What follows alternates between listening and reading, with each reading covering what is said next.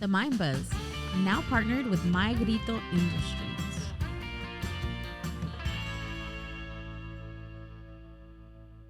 The Mind Buzz. Podcast. Let's go.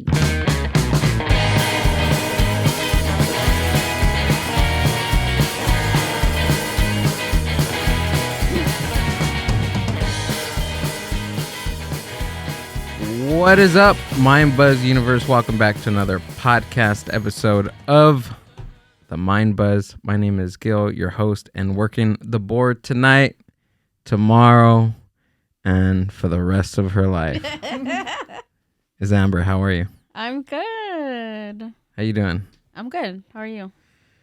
I've been good. I'm holding up.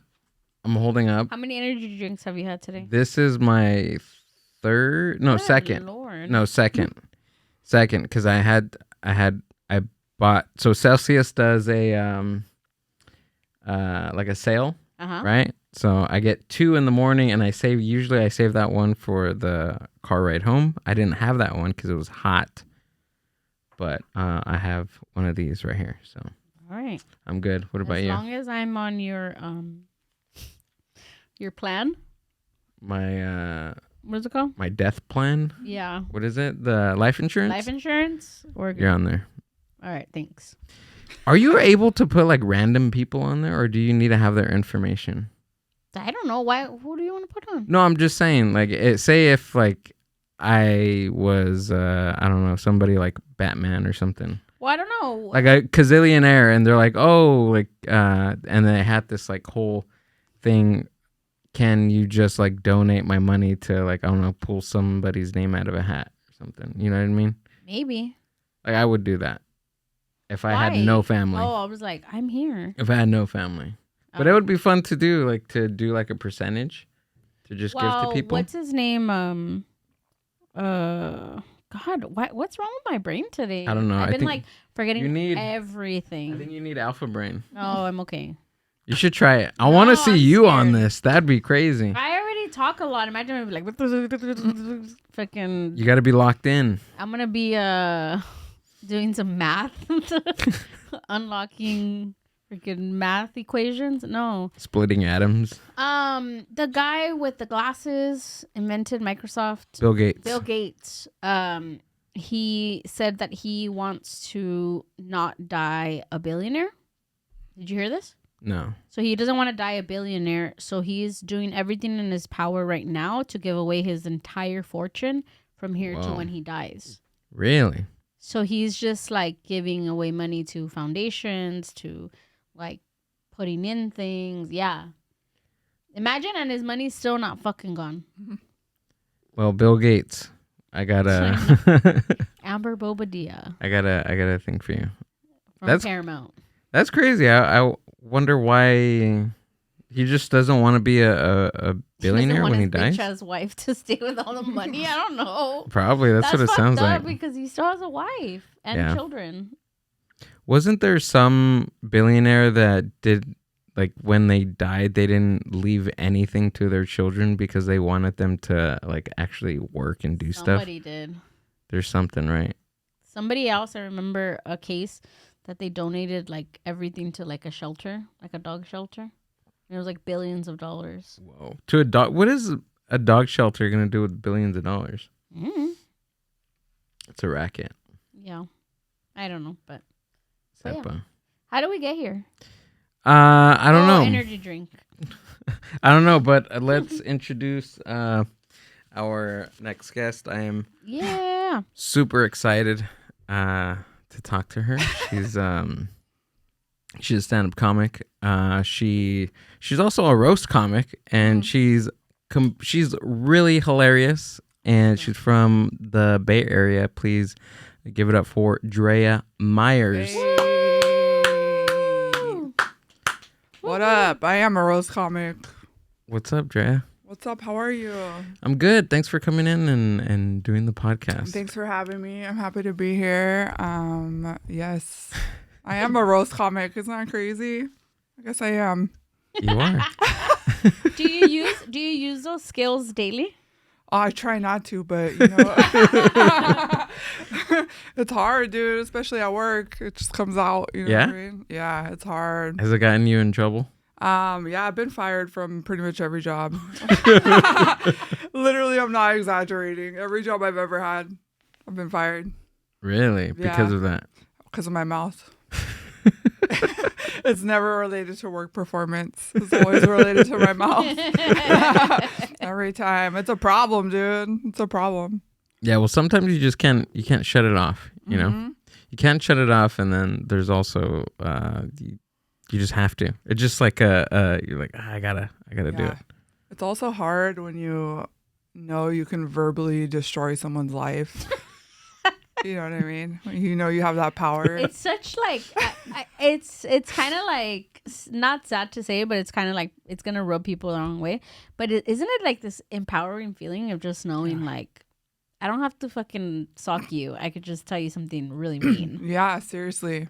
Especially at work when they're like passive aggressive or like disrespectful for no reason, and you're like, bro, if we were on the streets right now, I would fucking destroy you. I'm really good at like roasting. And Gil, when we were like, well, we're still dating, but when we were like freshly dating, he asked me one time, he's like, why do you roast me all the time? Like, you're just always like roasting me. And I was like, I'm sorry. Like, I didn't realize that I was doing that, but because that was our form in our family. Like, our family is like, there's nothing serious. Like, everything revolves around roasting each other. And I guess he wasn't used to that. So he thought like I was being mean. And I'm like, no.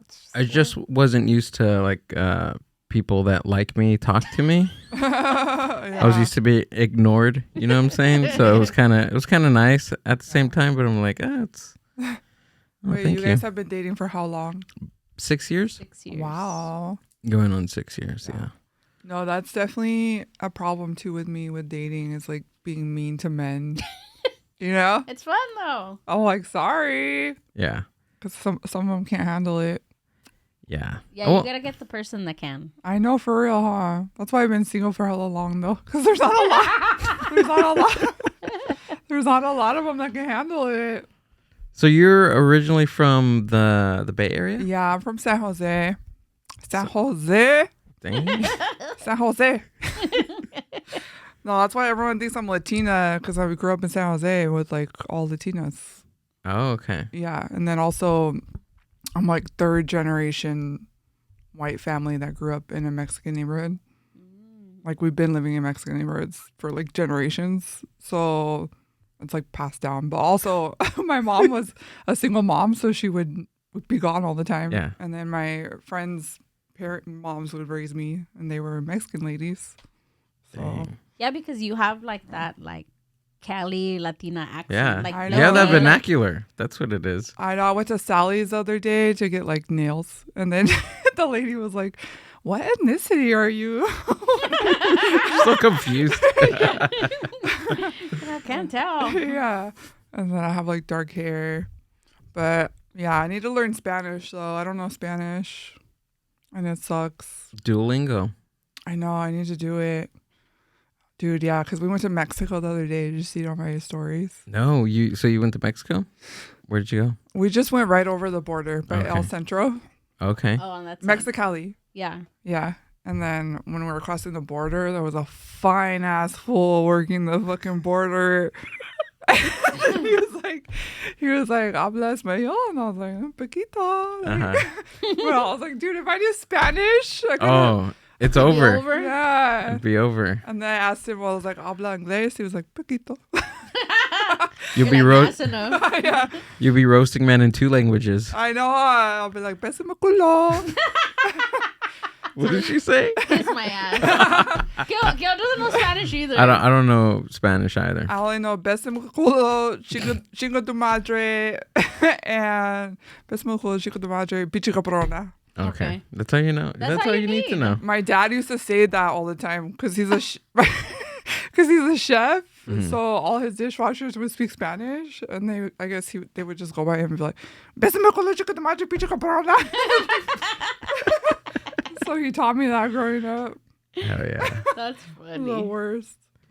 So how long you been in SoCal? Honestly, like a little under 2 years. Oh, so you're like freshly over Super here. fresh, but it feels even less than that. It feels like honestly like 8 months or something. Like Really? it does not feel like 2 years. Holy crap. But I also think it's because the first year I was here, I was hella struggling. Yeah. Yeah, like I didn't get a job until I was here for like a whole year. Oh shoot. Yeah, Whoa. yeah. I would work like part-time jobs, but I didn't get a full-time until like a year in, and then there was like 4 or 5 months where I literally did not have rent money, and my friend had to like help me with rent money. Yeah. Like she's rich as fuck, and she was like, "Okay, I'll help you out," because I don't really have parents like that. Yeah. So she was like, "I'll help you out." So I think that's why it feels less, because I was like struggling so much. Yeah. So I There's wasn't. just no sense of time, so you were just trying to You're keep wasting all your time trying to survive. So, Right. Yeah. Yeah. And then that's why, because you just barely saw me coming around like a year ago or something. Just about. Yeah. But that's why it's hard too, because people will be like, "Oh, how long are you been doing comedy?" And I've been doing it like 8 years. So they're like, "Oh, we thought you were new." Well, yeah, because I've only been here like a year. So you started up there in San Yeah. Jose, I started in Sacramento. Sacramento. You know what's fucked up? When I was like 18, I was supposed to, I got accepted to CSULA, and I wanted to move here, and my parents sheltered me, and they were like, "We're not sending you there." Oh man. And like everyone at the time was like, "Oh, she's gonna be a comic, like she's gonna go be famous," and I was like, "Oh fuck, I probably am gonna be a comic." And then they like sheltered me, and they made me go to Sacramento for college, and Sacramento was like the most boring. Dude, the most boring fucking place, especially back then. Now it's a little better because they have the Kings and stuff. But especially when I moved there was nothing. And then I just became like a shell of a person for like hella years. And then finally, like 10 years later, I started comedy. Really? Yeah. So so it's been about 8 years doing For comedy, comedy. yeah. How was the scene out there like 8 years ago? In Sacramento? Yeah. Dude, you know what? Sacramento's interesting because it's like they have a really small scene, but the comics that are there take it really seriously. Okay. Yeah, like they write, they grind, they do like hella sets. I don't know why. It's interesting. And then I was only there for like 2 years, and then I went to the Bay. I went back to the Bay, and then I was in the Bay for 5, and then I came here. Whoa. But honestly, it's probably good that I started in Sacramento because the comics there take it serious. They're like, "Bitch, you better go fucking write. Like, we don't want to hear this bullshit." Like, you know what I mean? Yeah. Like, they'll call you out if you do bad up there. They're like, "You're trash. Go fucking write jokes." Like, yeah. And then like, I think it's because they have like a core group of headliners that stays there. They never leave, so they kind of like regulate the scene. They're like, Oh, okay. yeah, Hell yeah. yeah. Shout out Ellis Rodriguez.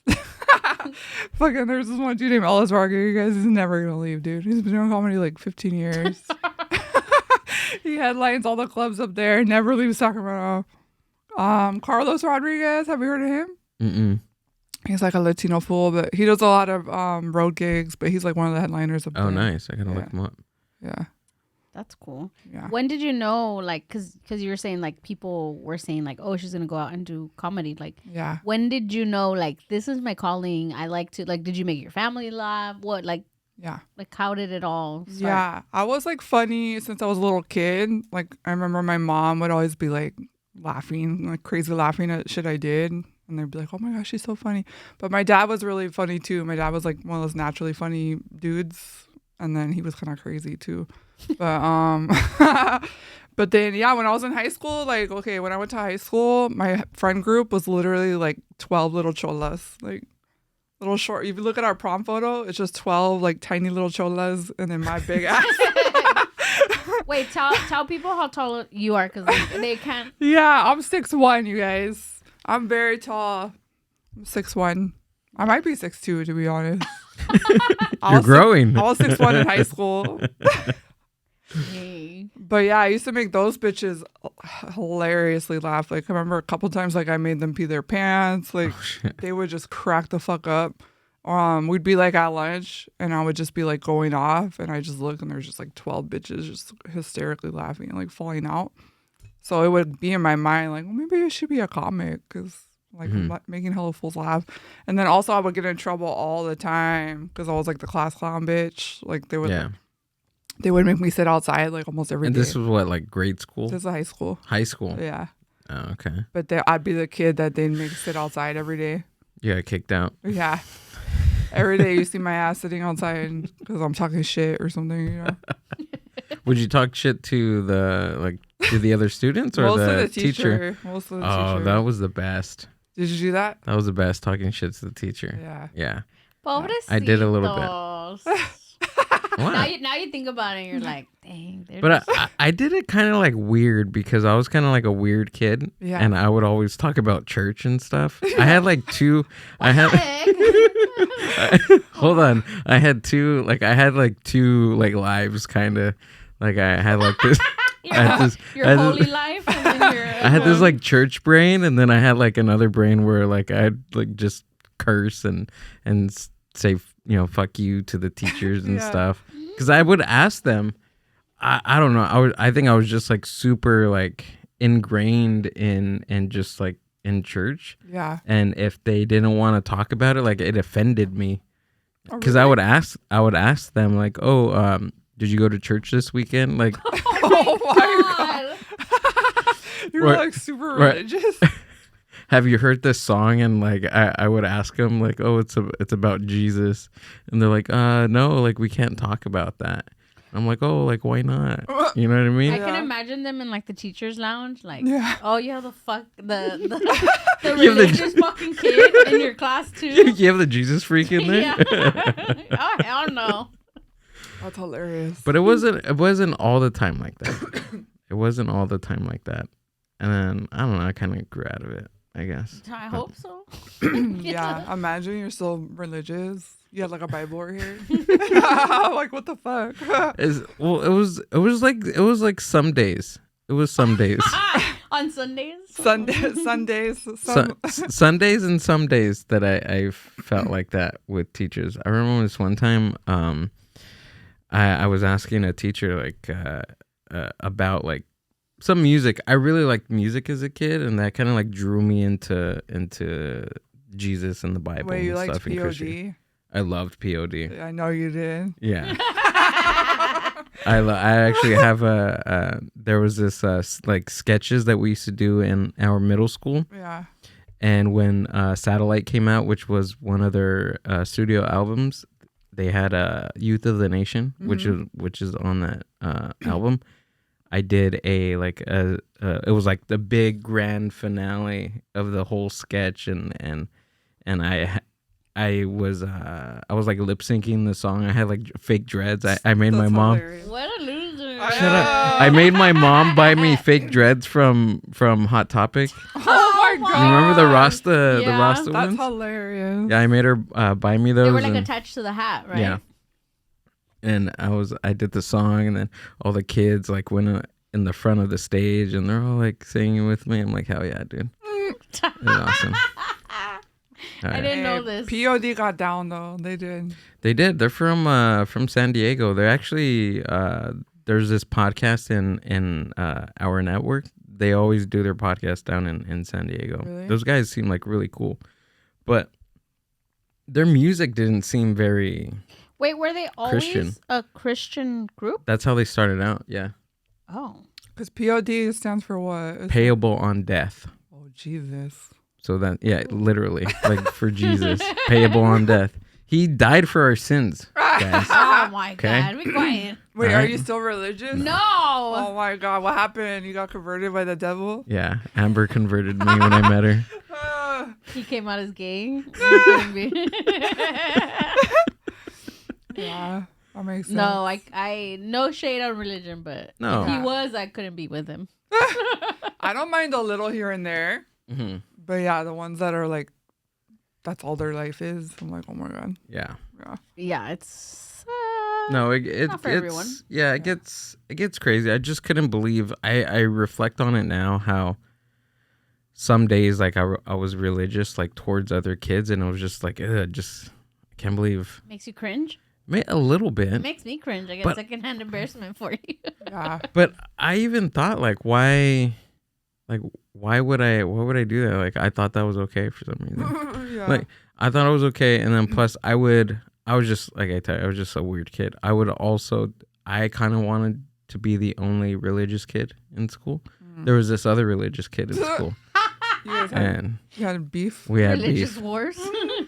We did, because he would like talk to other kids about Jesus, and I would say, like, I would tell him, no, you're saying it wrong. Like, you're saying that's not the Bible verse. Oh my gosh. It's Timothy 3:06, not Timothy 3:17. Like, what are you doing, you idiot? It wasn't the the context of it, or like the information. I think it was the part of you wanting to be included in things, or maybe being the kid that knew more than others, and it just happened to be religion. Yeah, that makes sense. Could be. That's what I think. I mean, I liked it. It was cool. Yeah. I the reason why I like church was because they let me get on stage and like talk on the microphone. I think that was the coolest thing. That's why I love being on stages and in front of people and performing and stuff, because of that. I don't know. Since I was small. It's weird when you look back, you're like, oh, that was actually just because I was a comic. Could be. Like certain stuff that you did. Yeah, I think so. Yeah. Because one of the first songs that I wanted to sing, I was fucking with my mom, and she's like, what are you getting? Because I was really into Britney Spears for some reason. Oh my God, you need to like shut it down already. What? Because I'm gonna leave you next episode, and I'm not gonna be here. Religion, Britney Spears. Ricky's gonna be switching in on the board. I know. Ricky's gonna be wearing a wig, like my hair. No, so she asked me. So I was like, Mom, can I sing a song in front of church? And she was like, well, what are you gonna sing? And I was like, she was like, the only song you know is Hit Me Baby One More Time. And I was like, yeah, sure, I'll sing that one. And she didn't let me sing that one. I had to learn like a whole like Christian song for church. Oh yeah. But yeah. Yeah. I don't know where I was going. Loser. I'm just kidding. How's that loser? I'm just kidding. I'm kidding. Dude. Okay. It's funny. That's how I got my start into comedy. I'm surprised you weren't Jehovah, Joe. It's what it sounds like. It sounds like you got like sucked into every. No, that's funny. Oh, that's how you got your start. She's all weirded out. She's uncomfortable now. That's how you got your start. Preaching and comedy are very similar, though. Honestly, I think so. Yeah. I think when you're able to, because there's something about a pastor or a minister that captures people. Mm-hmm. I mean, they're close to cult. They're entertaining for sure, but they're also close to like being like a cult leader. Like, think about all the cult leaders there are. They're pretty personable. Yeah. And for a comic, you have to like. No, there's some culty comics for sure. Yeah. Like Joe Coy. Oh yeah. He's not culty, but he has a cult following. Yeah. Yeah. Oh yeah. He has people that like worship it. What is it about comedy that you like enjoy? Like, what is it? Well, I think I got into it because I got fired from everything. Mm-hmm. So I got my master's degree when I was like 24, and then ended up getting like a job managing a nonprofit when I was like 24. Whoa. And then in my head I was like, oh, I finally made it. Like, I have a master's, I got a fucking big adult job. And then I ended up getting fired from that one too. like 6 months later, like after I got it.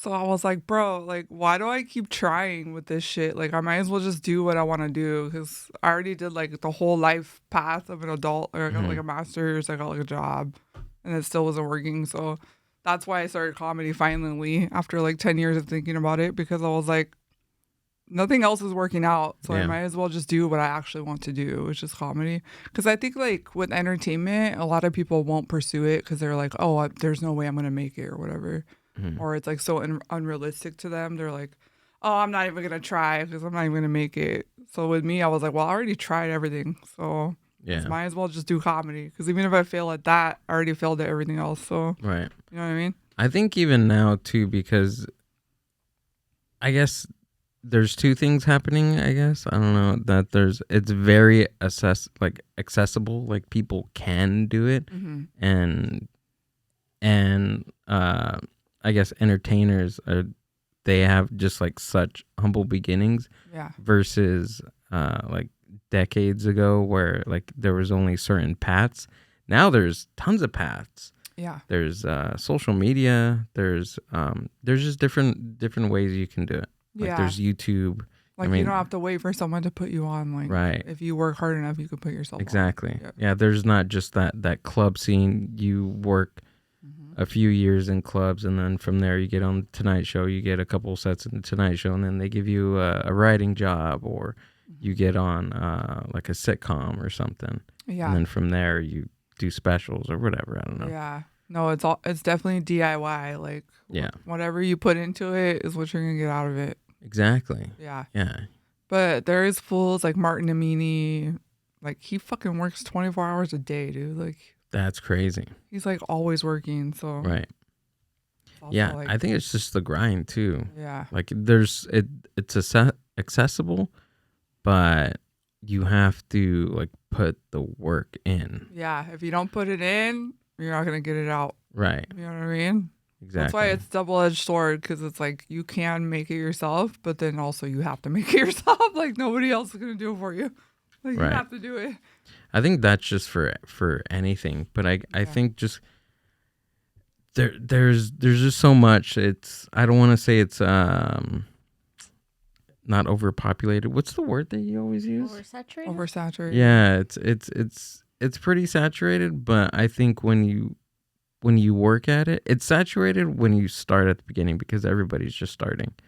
But there's only a few that really grind it out for a couple of years until you get that, in that rhythm of but that working. I also think that there's like, I'm not a comic, but I've been around you guys enough and the comedy scene to kind of pick up on like patterns of things. And I think that there's some people that get up there and they're funny, but then there's some people that leave an impression on you. And I think when you leave an impression on someone, that's when it's like, oh shit. And I think like for you, Drea, like, and it's not me, I'm all, I wish I had your height now. But I think like there's certain things about you as a comic, and even like your exterior versus, and also the interior, what you're like, what your comedy is about, that makes you like really stand out and be like this person stays, like you stay in people's heads, you know what I mean? Like you're there's a lot to you that you're like, oh cool, like thank you. And I think it makes you stand out. Thank you, I appreciate that. I think it's because I have like no filter too. Like people are like, that's how that bitch is, like you know what I mean? Yeah. Because there's some comics that are good, but you can tell they're doing an act. Yeah. Or they're doing like word for word of what they wrote, and then there's other comics where you're like, oh, that's just how they are. That's their personality. Like, I think that's just something you figure out along the way, right? That's part of the experience. Yeah, I guess for sure. Like, cause some people just do like, I'm being a comic. You know what I mean? They just go through the motions, right? And some people still crush that way. Like they'll still crush and get laughs, but the whole time I'm just sitting there thinking like, well, okay, you're just doing your act. Like, that's the hardest. It seems so simple to just be yourself, but sometimes it can be hard for somebody because it's that's like the core essence of I guess embarrassment is being yourself for some. I'm speaking from just from myself. Like it's hard for me to be myself with, like it's hard to be myself with you versus like with somebody that I barely know. You know what I mean? Like it's hard to break away from that filter. Yeah. And it takes a long time, especially doing that in front of like tons of people. That's hard too. Yeah, that's true. Because even though like I'm being my natural personality, there's still like a ton of shit that I never talk about on stage. You know what I mean? Because I'm not there yet. Yeah. Like, I don't know. There's still like a well of shit that I've never talked about on stage. And I'm like, I want to get to that point. Because there is comics that are really, really good. and they're being themselves, but they're also like talking about real shit or like shit that they've experienced. Right. Yeah. That's what's crazy about like comics and like comedy shows and stuff. And then when you hear like comedians like their jokes, and it's like, I mean, me being like psychology background and like being a chismosa, like to me, I'm like, oh, like keep going, like because there's and that's something that I would tell Gil. Like, I don't know how to write jokes, I don't know how to anything, but what I would tell him is like, whatever you do, like your jokes, like the best jokes to me and the funniest jokes were jokes that were based around true things. And I would tell him like, it's funny because one, it's relatable, you know, people go through it, and two, no one can tell you that it's not real, or that, you know, oh, you're stealing it from somebody else, because it's your reality. It's really actually happening. It's not something that you imagined and said, oh.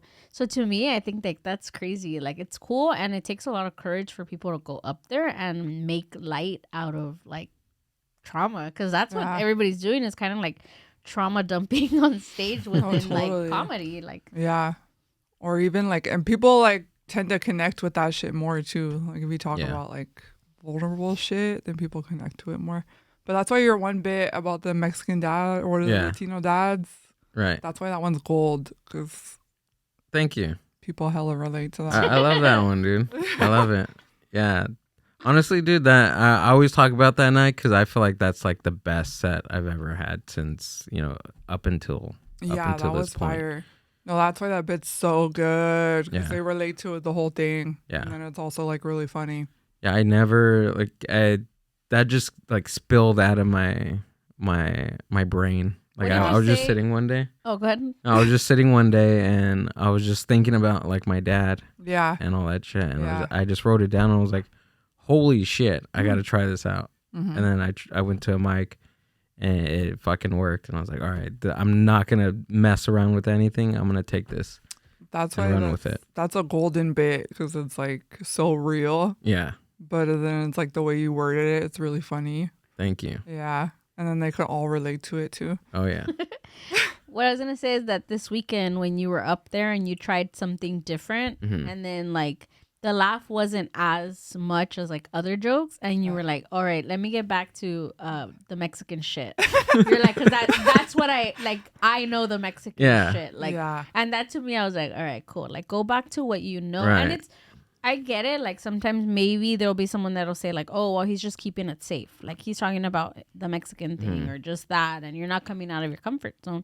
Right. But that's who you are. Those are your experiences. And what better way to really be personable in your jokes? Because you could tell, like you said, like there's some people that get up there and it's just show. Like it's showy. Like it's rehearsed. It's this, it's that. It's kind of robotic. Yeah. But when you really know and feel whatever the joke is or whatever, like you can tell the difference. Like, so, yeah. That's all I was going to say. Yeah, let's talk about Ricky.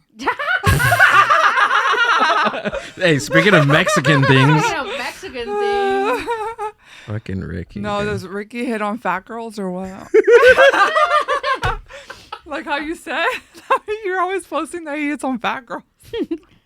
I have not seen Ricky hit on anybody. No, I know he's a little shy boy. He is.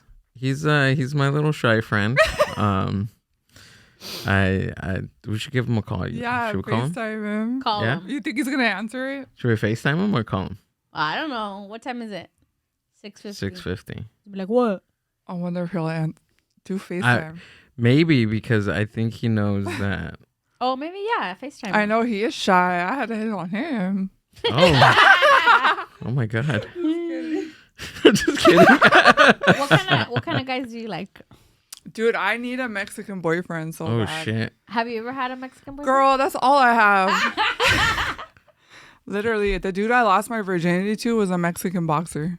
Really? I'll tell you that whole story because that story's crazy. I want to hear that story. Oh shit. Let's see, is he gonna answer? I bet you. Let's see. And then it's just me. Are you guys on the podcast? Hey, what's up, Ricky? We're recording. We're literally on the podcast right now. Put his face on the camera. Yeah, where's the camera? Right there. Look at his face. You look like a chipmunk. What's up? You're on the podcast, Ricky. Ricky, we're talking about how you're shy and you don't like to hit on women unless they're fat. Yeah. I like what I see. It's just, more to love. Are you a shy boy, Ricky? Yeah, Thicky Ricky. I am. Yeah, I know. I could tell. Look at your big old face. Dicky Ricky shy, just not on stage. Not shy enough to take your shirt off on stage. How about that? I know. I'm like, you could take your shirt off. You're not that true. shy. Oh yeah. Oh yeah. Oh, yeah. Oh yeah. Where are you at? The movie theaters? Yeah, I'm about to watch that Naked Gun. And I'm not talking about my penis. Oh. Oh, my God. Take your shirt off right now. Naked handgun. No. Stop, Gil. I'm not like that anymore. The little pistol. Who you there with? The little piss. Don't worry about it. Oh. Come on. It's his mom. It's your mom. Tell your mom I said hi. Yeah, tell your mom I said hi too. Tell her future daughter-in-law said hi. I'll see you soon, Mom. How many views Yeah, does she's like, this? who the fuck is this bitch? Who's this tall bitch right here? Let's get this the podcast to 5K views this episode, Yeah. and we'll sponsor a dinner for Oh yeah. Hell yeah, dude. for you guys. Yeah, if we hit 5K, let's do it. We'll sponsor a dinner. Yeah. So you can All right, take dude. Drea on a And date. down. That's going to be an expensive dinner Yeah? because we're both fat. So Oh, there's limitations. It better be a buffet. It better Oh, be a man. buffet. Oh shit. Golden Corral. Golden Yeah, Corral. okay, there Golden you go. Corral's good. I like Golden Corral. Dude, Oh, yeah. a date at Golden Corral is pretty ghetto, but it's cute though. You know what I'm saying? yeah. And then we could rub stomachs after. Oh, there you go. Food babies. Food babies. Yeah. He is gonna hold hands by the soft serve machine. Yeah. We're gonna put our hands in the gravy. Oh, Oh. in the mashed potatoes. Pour gravy all over. Yeah. And you. Grits cola, boss. We're gonna make some grits. Dude, Oh grits is good. my Do you like God. grits? I've never had them. You fuck with grits? I'm gonna make a big bowl of grits for everybody. 'Cause And that's, just fucking. that's my favorite thing in the world. Grits. I've never had them. No? No. Cream of Gil wheat. eat grits out of my belly button. Ew. Oh, I touched Ricky's belly button last night and that thing was Looks like he wet. has- It was wet. It has like a deep belly button. It was deep. Oh. Ew, it probably Like, smelled. It was my whole finger. I had to, whatever juice was on He there, didn't I even had wash to. his hands. He didn't even wash his hands after. I'm pretty sure he was like going home smelling it, fucking No. thinking about me. He's all No. caressing my face with it. No wonder it's stained. Bro. You need to Q-tip that shit. Yeah. I do. Put some baby powder in that bitch. There you go. Baby powder, yeah. Dry it up. Especially how tight your shirt was last night, too. Jesus Dude, Christ. I know, dude. Oh, You can what's see up with my that fucking- shirt, bro? It's fucking, hey, dude, it fucking had to show off my tooth. I know. Ricky has the kind of face that I just want to slap around. Oh, Jesus Christ. Why? Because you have such big cheeks, I know you could take it. Oh, my God. Whoa. I'm yeah. blushing for you, Ricky. Everybody I am, watching dude. is I'm blushing. fucking, my cheeks are blushing. Shit. Oh, shit. Ricky Oh, shit, Novea. cocksucker. Ricky Novea. Damn, he looks hella grown. Yeah. Look grown. He literally has like 10 kids, huh? He's lived a bunch of Yeah, lives. he looks like he owns a timeshare. I do own a timeshare. I own a timeshare in fucking TJ. I'm sure you do. I'm sure you do. I know. All right, Ricky. Well, get this All right, episode have of fun. 5K. Have fun, guys. 5K. 5K. Wait, make sure you put your hair in a pixel so everyone knows you're ovulating, okay? Okay, and then you could grab him. Oh, my God. Jesus Christ. All right, bye, Ricky. Thanks. Bye. Bye. He said thanks. all professional. You're all thanks. all professional and shit. Thank you, Ricky. You're all thanks for appearing.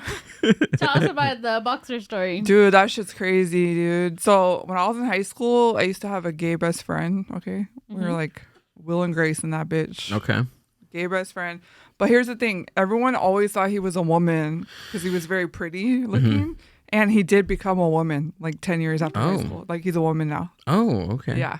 But at the time he was just a little gay boy. But we used to get drunk and walk around downtown San Jose.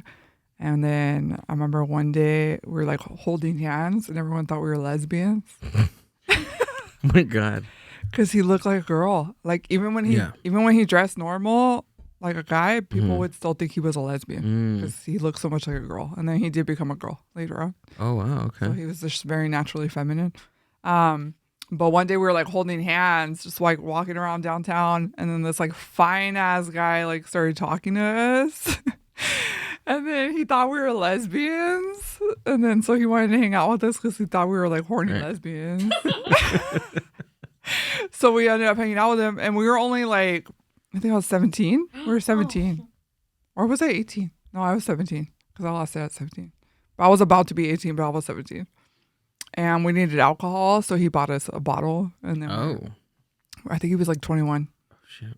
So he wasn't that old. He was only 21. But long story short, we went to this park, and then we were like drinking. And then I remember like at one point he asked my gay friend to like jack him off. Oh my God. Because he thought he was a girl. Yeah. And then like, did he do it? He did it. And then later, like after he left, because my gay friend had like a bag right here. And then after he left, he moved his bag and he had cum in his pants, my gay friend. Oh my God. I know. He was like, look. And there was like a sting because he like came in his pants while he was jacking that fool off. Oh, your friend came. Yeah. Oh, shit. Because that guy thought he was a girl. So he thought it was like this horny lesbian like jacking him off in the fucking park. And he had the bag there the whole time, so he didn't know. But anyways, like that guy ended up giving me his number. He was hella cute. He's a boxer. And then he took my number or whatever. Wait, where were you when this was happening? I was right there. You were watching? I guess I was. I wasn't really watching, but I was definitely like on the bench. Okay. Like kind of keeping a lookout. Yeah, I wasn't like, oh yeah, check him off. I was like sitting there keeping a lookout. On the lookout? Yeah, because we were like in a the park. Getaway car? That's crazy. And then, the next day he called me, and then we ended up hanging out. And I remember I told him I wasn't a virgin because like I hella wanted to lose my virginity, but like nobody would do it because they were like, we don't want to take your virginity. Like people were freaked out. Yeah. So I remember I lied to that guy and said I wasn't a virgin. And then we ended up like when we started having sex, it wouldn't go in obviously. And then he was like, it was already too late because we were already naked. And then he was like, are you a virgin? And I was like, yeah. And he was like, all right, fuck it. And then we just did it. He's like, I'm already here anyways. Yeah. But I ended up banging that dude for like a year. For like a whole year. But that was crazy because when he met me, basically, he thought we were this hot lesbian couple. Like, did you ever tell him? I never told him. Oh, shoot. Oh. And he never saw my friend again either. No. But dude, San Jose is wild, bro. That's shit like that is normal. Like everybody fucks in the parks. Like, what? Especially back then. Like, if you needed alcohol and you were underage, you just go to a park. Some fucking pervert there will fucking buy you alcohol. Bust a hey, mister. Yeah. Especially back then, like, because there wasn't hella social media yet. Like, people would just wild out, dude. Like, did you guys hear about talking about people not knowing that they was a man? Did you guys hear about that one that's going around? I think it's called like Mrs. V or something like that. And I think she's from Korea. Yeah. Or they're from Korea. Yeah. And it was like this man and his wife left him, and then he went to go rent an apartment by himself. And he started dressing like a woman. Yeah. And then going on the internet and catfishing like men. And then he like started doing it more and more and more. And then at some point he was like, okay, let's meet. And they were telling, like, he would like tell them, okay, come meet in my apartment. And you have to bring me something. And they were like, okay. That's a good idea. So not money. He wasn't asking for money. It was like, bring me something. And they'd take like a rice cooker or groceries or like shit like that. Like, that's so specific. Yeah. He stalks his whole apartment. Yeah. It was. Bring me the new air fryer from Yamaha. Yeah. You're like, give me a Breville, a Breville espresso maker. And they would get there, and depending on what they wanted to do, and then like if they wanted to have like intercourse, then he would be like, boom, boom, like, bring me penis. 2. I have like then a he penis. would tell them. He'd be like, surprise. Yeah, so he wouldn't tell them till they got there. Yeah. And then they'd be like, all right, fuck it. Yeah, that shit's dangerous. Oh my but God. this whole time, the thing that made it like, I guess like go viral was that this person was live streaming these interactions without telling them. So he had it's because I don't know if like he turned trans or he was just doing this to be like malicious, like a troll. Dang, that's so there's like hundreds of men that went to her. He did hundreds. Watch what? Let me look it up real quick. Damn, dude. I wonder that means like there's over 100 gifts that they brought him. Hundreds. Yeah, well, So he must have like a full storage of just like prizes. Some of the men would go to him like often. Like, oh, okay. Yeah, there was like even like international men, like actors, people of like high prestige, like things like that. Yeah, it's crazy. Korean men. I don't know what. You know what's funny? A lot of trans women are actually like hotter than regular women. Mm-hmm. Not like hotter, but like they're pretty because they like kind of like create a woman. You know what I mean? Right. Yeah, they get to create their features and like how they want to look. And they put more effort because it's like kind of have to because they're like creating it. You know. They're beautiful. They are. They be hella pretty. I'm like, this bitch is prettier than me. You know what's fucked up though? How like the government pays for their implants, and I'm like, bro, can I get some? Like, I don't have titties either. Like, what the fuck? Yeah, I think so. I think it's part of like like the reconstructed. Yeah, or they'll be like, oh, I have gender dysphoria, so they'll get their implants. Is that what it is? Yeah. Is that what they're able to do? They'll get their implants paid for, and I'm like, bro, I don't have tits either. Let me get some. Let me get some. Damn it, I can't find it. Oh, right here. It's China. Oh, what the fuck? He's not even pretty, bro. No. Oh my God. Imagine. Wait, so he was remind me later. Okay. So he was like Mrs. Swan, bro. It says China crossdresser secretly films sex with hundreds of men. Oh my God. Sparks public health concerns. Middle-aged man wears wig, makeup, dresses to trick victims into intimate relationships. Posts videos of sexual interaction online. Imagine having so much intercourse that you cause a health scare. Yeah, because they weren't using protection either. That's horrible. Mm-hmm. Also, like, that's how desperate men in China are for women because there's no women over there. Yeah. So this was China. This was in China. So see, all of these videos are all different. Yeah. Oh, hell no. What a pervert. Mm-hmm. Did he gather audio too? Yeah, everything. And then were people like paying to watch it, or what was the point? Yeah, I think that's what he was doing. So it says some men were recognized by their friends and families. Some of these men's social media accounts were discovered by online observers. One man was recognized by a mother who said she was an English teacher. The mom was watching it? She was an English teacher at a kindergarten. Yo, for real? Like, you're a pervert too, bitch. Why are you watching that shit? It's because look at all these. No es mi hijo. That's like this one comic in Hollywood has a joke about how he's gay, but his family doesn't know. And then he's like, oh, I might do gay porn because if they watch it, they won't be able to tell me. That's weird. Shout out Scott Mankey. That's his joke. Yeah, so that's what happened. Wow.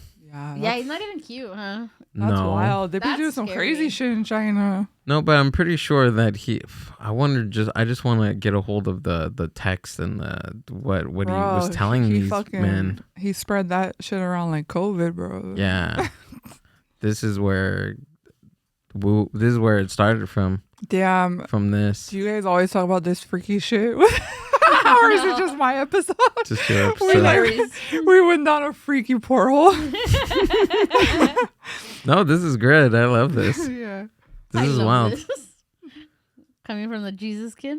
No, seriously, he's all deprived. I just wanted to wear red Dicky shorts, and they didn't let me. Oh yeah, tell her about the red Dicky shorts. No, my family didn't let me wear red Dicky shorts because they thought it was gay. Mm. Yeah. Told them that the color red was for gay. Yeah. Wow. It was for homos. That's crazy. Yeah. That's how religious they were. Yeah. That's but then this is the kicker. Yeah. My aunt ended up like after she divorced her husband. She's lesbian. Yeah. She wears red Dicky shorts. I was like, for her birthday, let's buy her some red Dicky shorts. Yo, for I real. wonder if she would remember. I'm sure she would remember. Yeah, I'm gonna ask her. The next time I see her, I'm gonna ask her if she remembers that. It's not. I don't think it's like disrespecting her. It's not like, hey, you remember when? It's just be like, hey. Oh, because she's the one that used to say that. Yeah. Oh my god. Yeah. So I think. Honestly, I think he should ask her, like, hey, can I ask you something? And then her be like, sure. Yeah, I'm not going to be, like, it won't be malicious. No, just be like, hey, remember when that time you told me I was gay? Isn't it so hard to bring up childhood trauma to the people? Like, it is 100%. It's hard. Yeah. Yeah. It, like, just, I want to say within the past 2 years, because I didn't talk to like my family for a very long time. Yeah. Like, very long time. And then I think within the past 2 years, I was able to tell him, hey, dude, like, I wasn't able to hang around with you guys. Yeah. Because of, the stuff.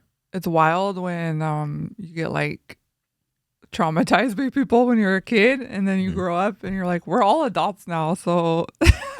We all know what happened. Right. You know what I mean? Yeah. It's all fucking weird. You're like, bro, we know what happened. Okay. Yeah. Like, I don't know. I also think it's something scary, like to like even bring up. Not scary, but it's one of those things where, because you're, like you said, you get older and you start, like, when you're a kid, you don't realize, right? You're just like, I want to wear fucking red shorts, and like, why is it so bad? When you get older, you start making connections of like, okay, well, my aunt was really religious, and maybe she made a correlation between red shorts, maybe she's seen a gay person or whatever. So you kind of start making like I don't want to say excuses, but you kind of start gaslighting yourself a little bit in like trying to figure out why they were like that. But then in some way, you just have to be like, no, like, that was wrong. That made me feel bad. They weren't even short. Like, I get it if they're like really, like really, really shorts. booty red shorts, but no, they're long Dicky shorts. Yeah, I remember which ones, like, what you're talking about. You know which ones, right? They were in. They were like baggy. They were like up to like a little below your knee. Like skater, Yeah, I used to wear them with like the chunky skater shoe. Yeah. Like. Yeah. I liked red. It's crazy too when parents do that type of shit. I feel like it always pushes kids to do the opposite. You know what I mean? Mm-hmm. Yeah, like, exactly. They're lucky you didn't come out gay. Dude, honestly, you rebelled? I'm not gonna lie. A lot of my family thought that I was gonna end up being gay. Well, you still got time, so I don't know. I don't know. We just went to Palm Springs. Call Ricky back. You know what I mean? That's why we're best friends. Cause no, but we just went to We went this past weekend. We went to Palm Springs, and I thought it was like the greatest place on earth. Oh yeah, Palm Springs is like gay capital. Yeah, you didn't know that. I didn't know that. Yeah. And I was like, whoa, this is a nice. I think they like it nice because it's so hot, so it like loosens the butthole. You know?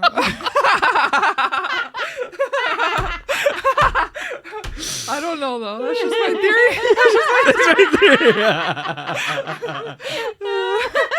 That's my theory. The shorts are short and over there. Yeah, they're really they short nice, over there. Though. I've only been to Palm Springs like once, but I want to go back. You should go back. It's good. I like men in short shorts. Yeah? I do.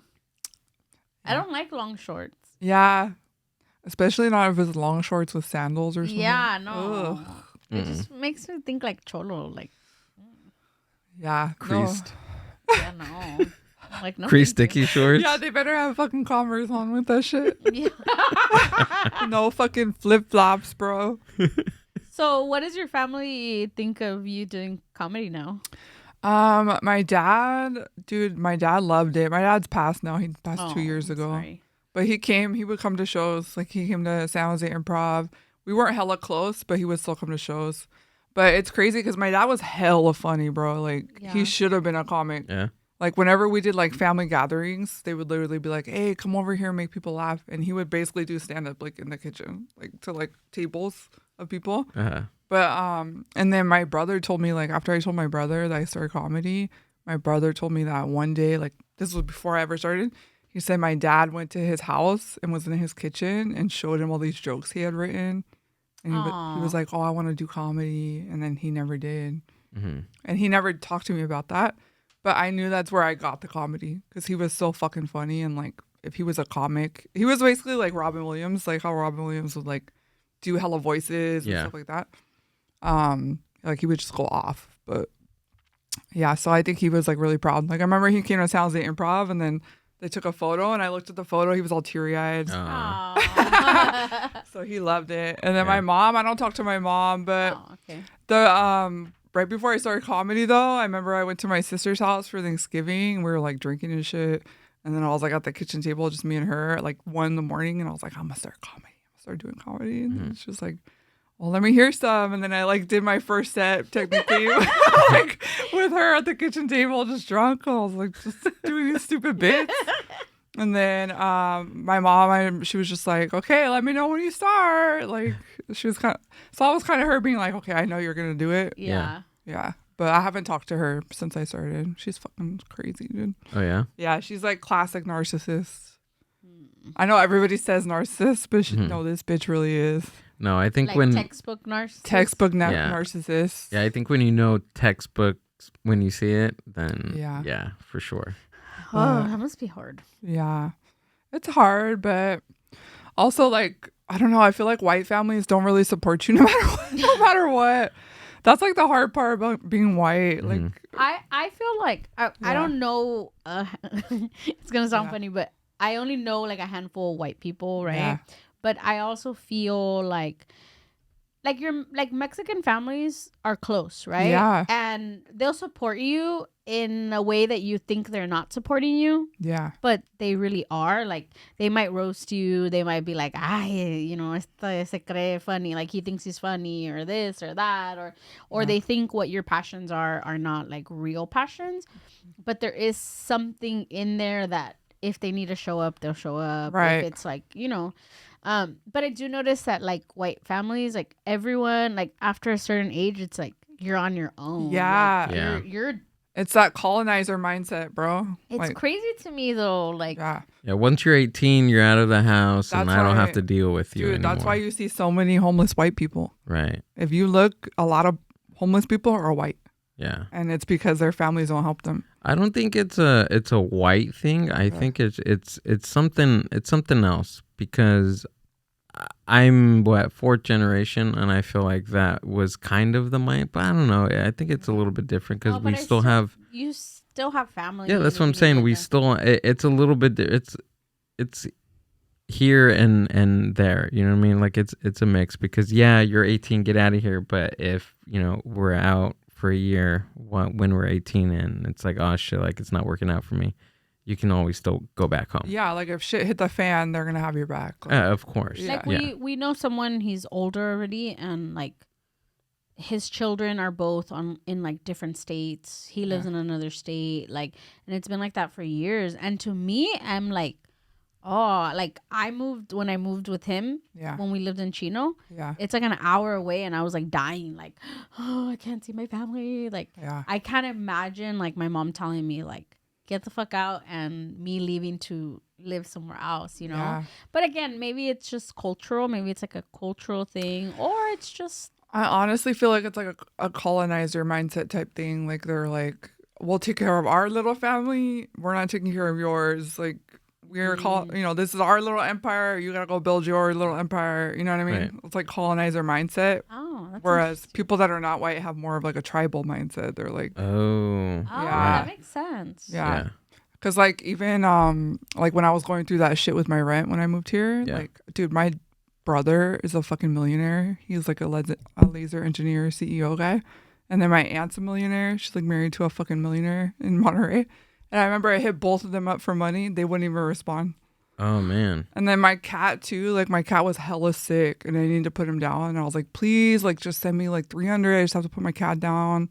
And I would send them pictures like he's fucking suffering. I got to put him down. And there's no response. And I'm like, you're literally a fucking millionaire. Are you fucking kidding me? Because that's how white people are. They're like, well, you got to go make it on your own. Don't hit us up. Like, you know, like even if there's like emergencies. That's why like fucking people become homeless when they're white. Like if you go see a fucking white homeless person, I guarantee that person has like a few like wealthy family members like somewhere, you know what I mean?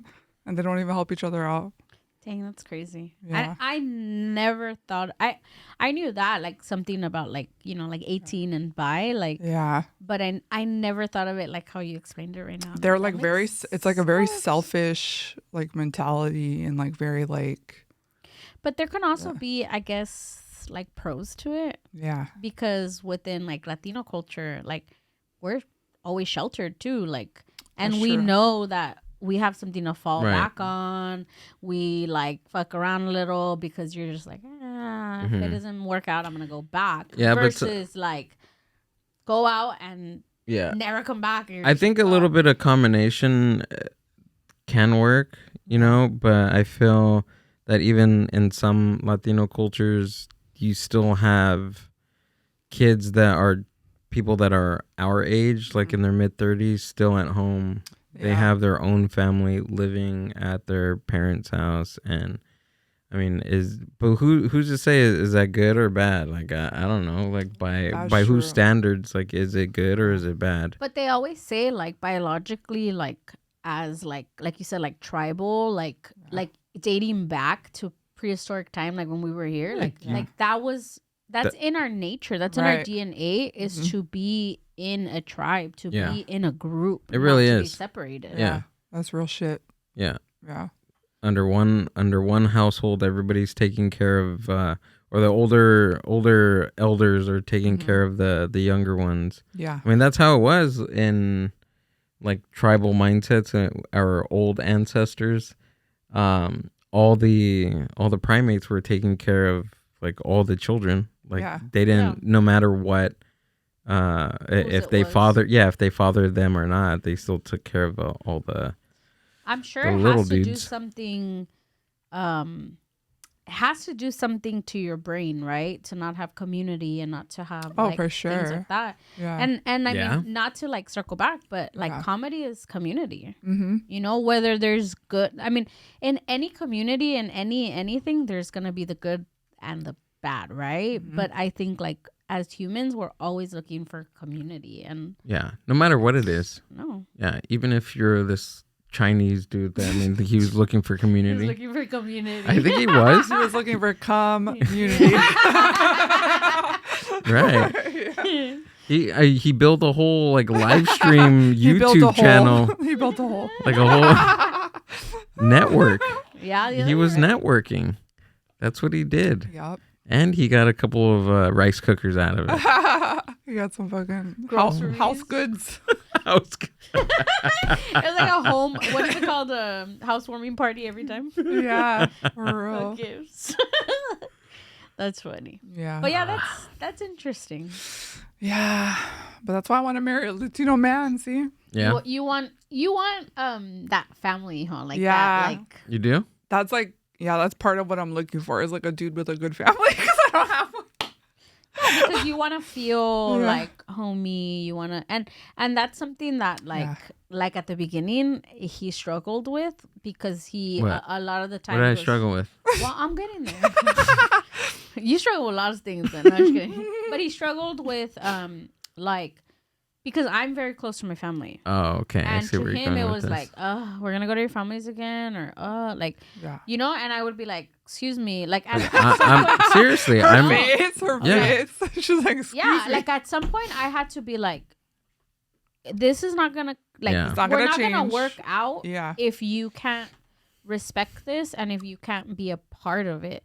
Because he would be like, I'd be like, my cousin's wedding's coming. And he'd be like, I can't, or just go without me. And then I'd be like, But there's is the work thing. I work a lot. No. I'm just getting an example. That's not it. Sorry, I wasn't trying to be specific. We're all fighting. I know you guys are all fighting. We fight every episode. That's funny. No. I mean, like, just an example, right? Like of me telling him, like, my family. I was working a lot, right? No, you're like, no, but I was like, my family is always going to be present. Yeah. I'm always going to want to be it's not going involved. away. It's hard for somebody because like me, from my experiences, I didn't know that. Like I didn't experience that. I was always alone. Mm-hmm. I wanted to be alone. Yeah. That's what I felt comfortable. I felt comfortable being by myself. It's not like I was trying to like seclude you. Absolutely. Or you know what I mean? No, not isolate you. And that's why we didn't have this conversation until about 2 years later. Because at the beginning, like, I gave him his space. I gave him the understanding of that he didn't grow up with, like, the family that I did. So it could be overwhelming. Because my family's like, hey, and they want to hug and the main question was, will your family let me wear red shorts? Yeah. Are they going to allow me to wear red shorts? But now it's like he'll be like, oh, you haven't seen your parents. Let's go to your parents' house. What are your parents doing? And I'm like, oh, okay. Like it's growing on him, you know. Yeah. And then you have like your aunts and uncles and people that like him, and it's like it's nice. And I can see why you want to get into a family like that. You know what's crazy? My family did used to be like that though when I was like a kid, and then my grandma died, and she was like the matriarch. Yeah. So then it just fell apart. That's how it was with us too. I think that, and it happens a lot too. I think that's the main thing because that's traditionally that's how families are. But once like that one main piece of the family it passes away, or one something that brings happens. Everyone together, right? Yeah. But I think now, like at least in my family, like one of my aunts is she's stepping up, and she sees that's what she grew up with. Mm-hmm. Now she's playing that part and bringing everybody together. I know. I'm like, should I just be the one to? Maybe. I try, dude. I try. I'm gonna try with the newer generation, like the nieces and nephews. Yeah. That's why I even brought up. I was like, why? I can do something like that. Why wait on that? That's true. You know, and we'll do some freaking cool stuff. I don't know. I just think like your family, and I get it. Like there's family traumas. There's people that you need to cut out of your life. Yeah. Like I understand that. Luckily, knock on wood, like I haven't gone through that. Yeah. But there's no other person like that knows you and is as similar as you are as like your family. Like I can harbor this relationship with him and say I'm gonna be with him forever, but ultimately you never know. But your family is always going to be and they know your roots and all that. They know where you're coming from. But I understand when sometimes you need to cut people out and have peace for yourself. A few of them here and there. Mm-hmm. But you should get yourself a Latino man. I know. I'm but trying. Ask before. Be like, I'm trying to manifest it. Be like, how's your family? Do you guys have a lot of drama? Don't get someone with a lot of drama. No, that's all I date is Latino men, dude. That's it. Yeah. Where do you meet most of them? Honestly, in person, and that's part of it too. Latinos have game, so they don't have to do apps or any shit. You know what I mean? Yeah. Like Latino men will pick you up, like in real life. Have you done any online dating? I have not. The only one I did was way back in the day. What was it called? OkCupid. It was like one of the first ones. Really? Yeah. You're on that? No. But I'm just saying. It was like MySpace, but for dating. Really? It was like one of the first ones. Kind of like Moco Space? Was it like that? I don't know what that is, but. No. Yeah. But dude, every date I got off of there was so bad.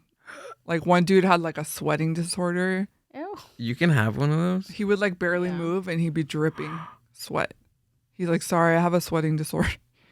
And then one of them was like a foot freak. Like the whole day, he's just talking about feet. Like, like every time a bitch would walk by in sandals, he'd be like looking. Like I was like, oh my God, I can't. And then there was one dude that he was like a fine ass Italian guy. Like he was so hot, and we had like this perfect date for like 3 hours. And I was like, finally, I found a good one, right? And then right before we went to go home, like go to our house, he was like, I just have to be honest with you. He's like, I have genital warts. And then I was like, I remember I reamed his ass because I was like, you're not fucking being honest with women. You're not even telling us this. And then I went on the dating app the next day and his profile said, I have genital warts. In all caps. And you were like, thank you. Thank you. Yeah. I was like, you should have told me this from the beginning. Oh my God. And then after that, dude, that shit traumatized me. I never did any dating apps after that general war guy. Dating apps are I've never did dating apps, but I like us. Well, we can say it now because we're like, what's our story? But us, we met like on Facebook. Oh, really? Yeah. Yeah. A long time ago. Like through mutual friends? Facebook? Or no, was like it was Facebook. Oh, okay. Was it like MySpace? Damn, I don't think it was MySpace. No. That would be hella long. I think it was a long time Facebook. ago. No, yeah, because we met 10 years ago. 10 to, was it longer than that? Because John was like 11. Like, so like 2011. So you knew each other for a while before you dated. We knew each other. We talked. I drove over here because I lived in Rialto at that time. So I lived in the IE. Yeah. And I came over and You want me to tell us? huh?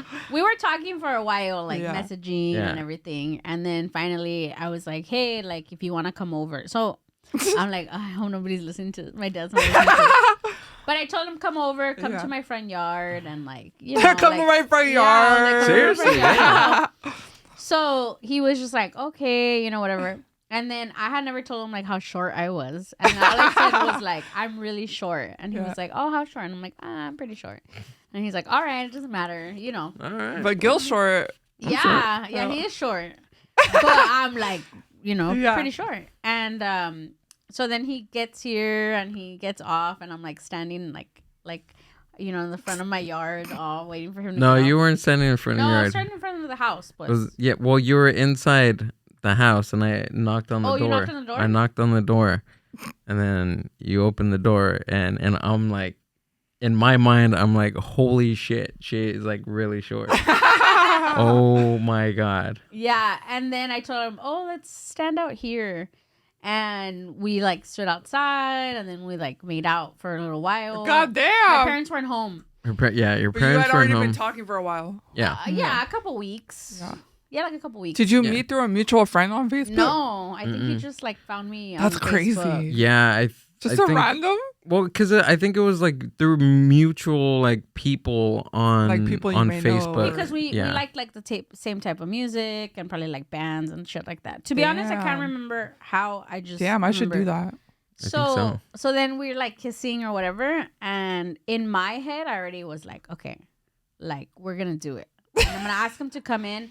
But when he got there and then I backed out and I was like, oh no, like, you know, and this fool drove over there just thinking that we were gonna like I was trying to do smash, it. Like, dude. Wait, so you guys were trying to booty call each other? I was trying to. Yeah, but initially when I went over, I was like, "This is a done deal, dude."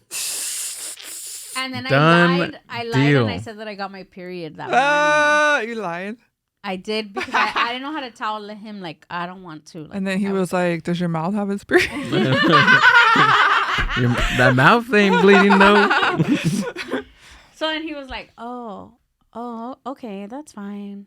And to top it all off, your across the street neighbor was staring at us the whole time. Because you guys were making out in the yard? Yeah. Oh my God, you guys are wild. And she was even saying, I remember she was all whispering to my ear. She was like, "Oh, is that fucking bitch looking at us? Yeah. That fucking bitch is Yeah, and looking she at was us." like Oh my watering God. her grass for like Según like fucking 2 watering her. hours. Yeah, for 2 hours. Damn. So Just then watching. he was kind of like, he left. You left to work, huh? Yeah, I was working nights that time. So I was working nights, went to go see her around like 7 or 8, left around like 9 o'clock. Yeah, and then we talked for like maybe like a week or two more, and then he fucking like friend zoned me, and he was like, "Oh, I'm gonna try to make it work with my baby mama." Mhm. Oh, I hate that. And Yeah. I was like, I hate when they have, Alright, I hate when they fuck have you. back burner bitches and then they bringing them back. well, he was I guess off with his son's mom. Yeah. And then he met me, and then like,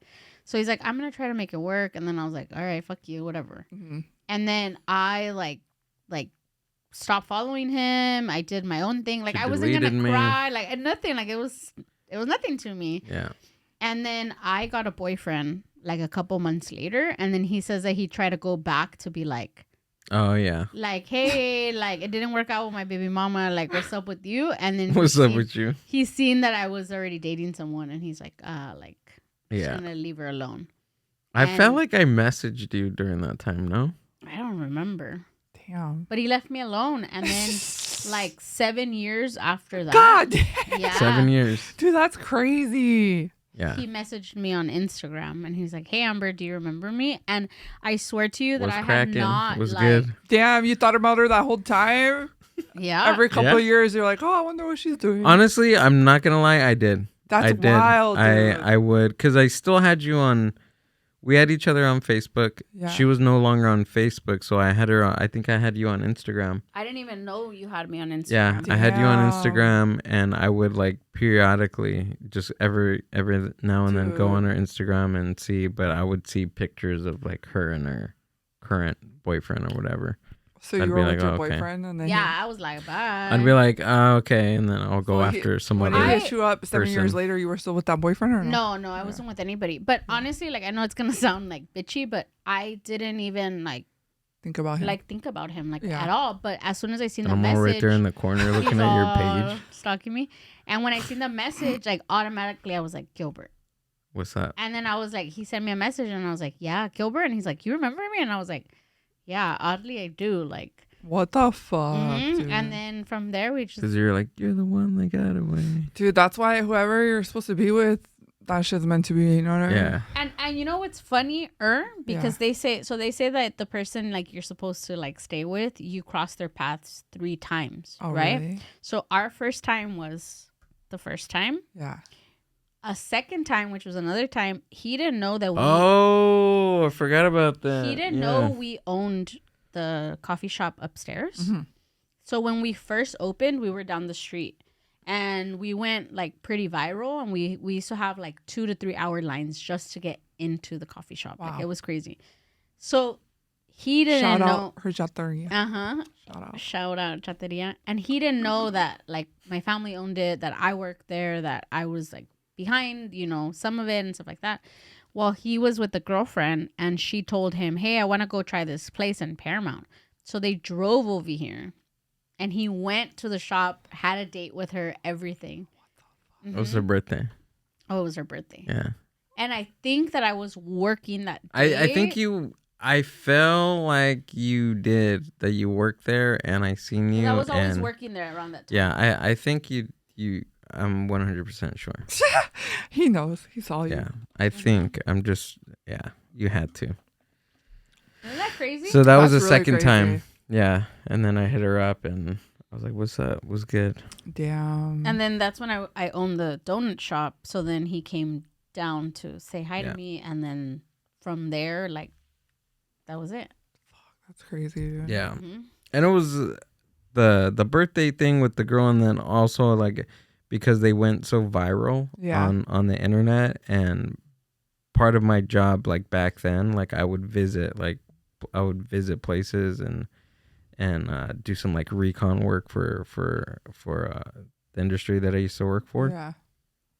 And that was always the, like, I would look for restaurants to bring into certain like food courts and stuff, and I would always go back to that place. And it so happened that she'd work there. Damn. And now you've been together 6 years. Mm-hmm. Yeah. Wow. From that point. Mm-hmm. In April. And then you're getting married when? No, like next year. Next year? Wait, Yeah. you already proposed? No. Getting there. I'm gonna propose on the Every podcast. day he says, let's get married already. And I'm like, no, I need you to propose to me. I'm gonna propose. I Go know you propose are. in that same yard. Go find the My yard. mom- Oh yeah. So my parents' house Yeah. with the neighbor. We're like, hey, can Yeah. you come outside? Can you watch us? Yeah. Wash your water for 2 hours. Or wash your grass. Oh, well, we're gonna get married. Yeah, Yeah. absolutely. It's gonna be a party. That's That's our real story. I don't think we've ever. We've never talked about it on the podcast. Dude, that's crazy. Because I couldn't tell my mom, like, I met this guy on fucking Facebook. Fucking making out in the yard. And I'm making out of the yard while you're not there. Trying to fuck. Yeah, like, you know what I mean? Like, I couldn't tell her that. And then my mom is very like, I mean, before, now everybody's kind of used to it, but before it was like, don't meet strangers on the internet. Like, she would watch like 2020 and all those, they got abducted. But what do you tell them? Like, what have you told them? We just, now she knows. I don't remember. On the internet. We just said that we met each other a long time ago. I just make it up every time they ask. Every time. That's like, what's our story? Like, we met at a church group. Gilbert was giving a sermon. Yeah. I was singing Britney Spears at the church. Wearing red shorts. Yeah. No, that was it. That we met a long time ago through mutual friends, and that was it. Yeah. Oh, okay. I have the opposite problem where they show up and they're like, damn, this bitch is this tall. Yeah, I was gonna ask you that. Is that has that ever happened to you? I don't know. Not really, but sometimes people like they won't do the shock at the beginning, but they will get uncomfortable with it as we go. Like, because they'll notice like when we're holding hands in public or something. They'll be Do you tend to date men your height? No, I always date shorter men. Yeah. But everyone's shorter than me. Yeah. Have you dated actually anybody as tall as you? My most serious relationship, we were together 4 years. He was 6'8". Oh, okay. Shit. He was huge. Dang. Do you think that the height had to do with the longevity of your relationship? Maybe. Yeah. Maybe. I didn't think of it like that, but I think more just because he liked me because he was so tall and then I was tall. Okay. Like he'd be like, oh, I don't even have to hurt my back. Like, because if you're 6'8", you got to bend all the time. 6'8"? Yeah, to kiss someone. Yeah. Yeah, he's like 5 something and he still has to bend down. For real. But I mean, it's... What's the guy? What's the tallest guy you've dated? Probably like Dreas height. No way, really? Yeah. Wow. Yeah. You know what's funny? Like my height or like average height don't really like me, but short men really like me.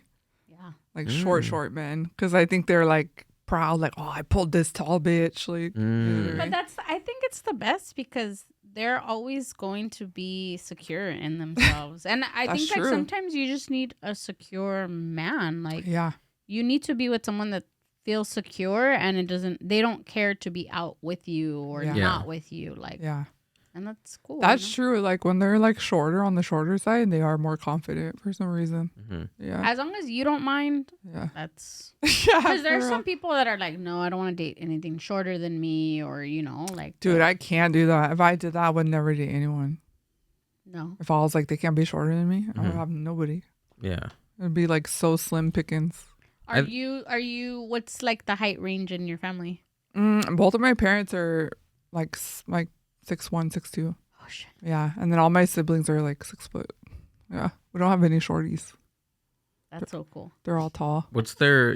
I know you're white, but what's the ethnicity? My mom's French, which is why I'm so thick. French women are thick. Oh yeah. Yeah, Drake's baby mama is French. Is she really? Yeah, she's from France. And then my dad's Irish. Oh, okay. Yeah, so that's why they drink a lot on that side. And then my mom's French, so I like bread and I like coffee and I like smoking. Yeah. And she's like, oui. I need to go. I've never been. That's cool. Yeah. France would be a cool trip. I would. Yeah. I heard... But France is they don't like Americans. Yeah, I heard they're assholes. Yeah, they're a little racist. Isn't France the place that you went to, or not you went to, but your sister went to, and they like try to take her fanny pack or something like that? She was in front of the Eiffel Tower. Pickpocketers. Yeah, I heard there's a lot of pickpocketers there. A lot. Yeah. A lot through Europe and London.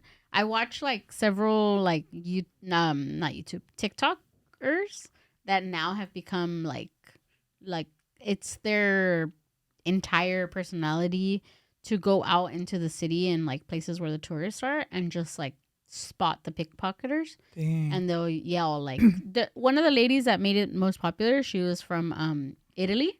She made pickpocketing popular? like putting them on blast. Oh. And she would say, "Attenzione, pickpocket!" Like yell, and then they're like, and then people like the tourists are like, "What the fuck?" So now they're like everywhere, and people are monetizing off of like making the videos, but they put them on like full blast.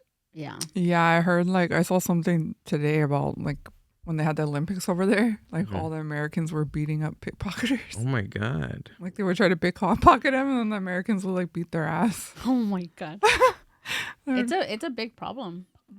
Pickpocketing over there?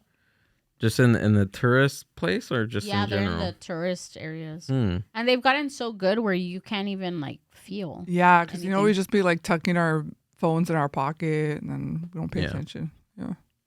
Yeah, I think we don't really think about stuff like that. Nope. Especially in other countries too. I mean, you're just there to kick it and somebody's trying to jack you. That's what I always say. We think we go to other countries and we're we're American. Yeah. And it's it's a whole different world, a whole different culture. Anywhere you go, you have to be vigilant. Have you ever been out of the country?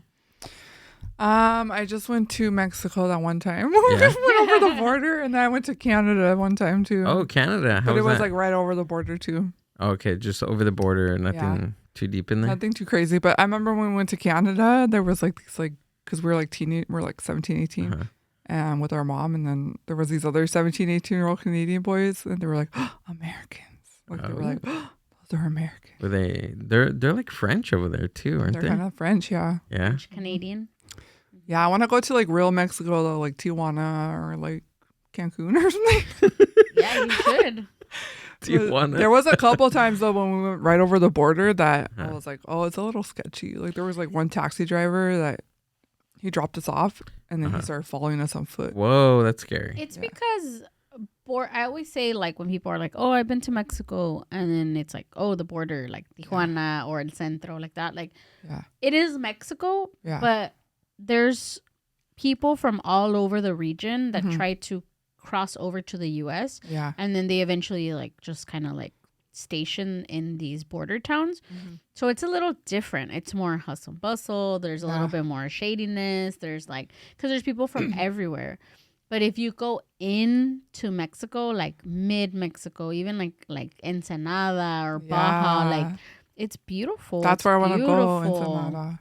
That's where my mom's side is Ensenada, and it's nice. I want to go to Mexico City. Me too. That'd be sick. Mexico City. Yeah. Yeah. Or where's the place that has the pyramids? Egypt? Cancun. That's the Egypt fool. No, Mexico City has some, and Cancun. Oh, okay. Yeah, I want to go to Cancun. Cancun is cool. But I want to climb on the thing. You can't. You can't climb anymore? No, you'll That's get so messed up. Thrown into jail. I get beat up, pickpocket. Yeah. What did you go to school for? Fucking sociology. Oh. What is that? It's kind of like psychology, but of groups. So it's a study. You know what's crazy? Of society. Sociology and comedy go hand in hand. Yeah? How so? Because sociology, you're just looking at a landscape of people. Okay. And analyzing how they're their patterns. How are they sitting in the room? Who's sitting with who? Who knows who? How are they moving over here? What's going on over here? So even doing the masters in that, I feel helped me read crowds. Whoa. Yeah. That makes sense. Yeah. So, and that's why I also I'm looking back, I'm oh, did I do that just because I liked crowds? You know? Because now I'm a comic, I'm oh, maybe that's why I was drawn to it. That makes sense. Yeah. I'm maybe but then it also could be helpful to you, right? To do crowd work or how to draw a crowd. Because there are some times where I'll read the room very specifically and people are oh shit, because they didn't even notice, or or any room I go into, I can tell it's I'm scanning it. Yeah, that's weird. I'm that's how my brain works. Yeah, like that. I need to like he could walk in somewhere, or we could do something and miss certain things. Yeah, and I'm did you see this? Yeah, or did you hear what that person said? And he's like, no. What do you brain. And like my brain is like observing everything. But mine is, I think, one because of like psychology, but also like survival. I'm always like, where are my exits? Where is this? How can I get out of here? Mm-hmm. What is this person here doing? Why is this person digging into their back? Like, I'm just like watching everything. Yeah. At all times.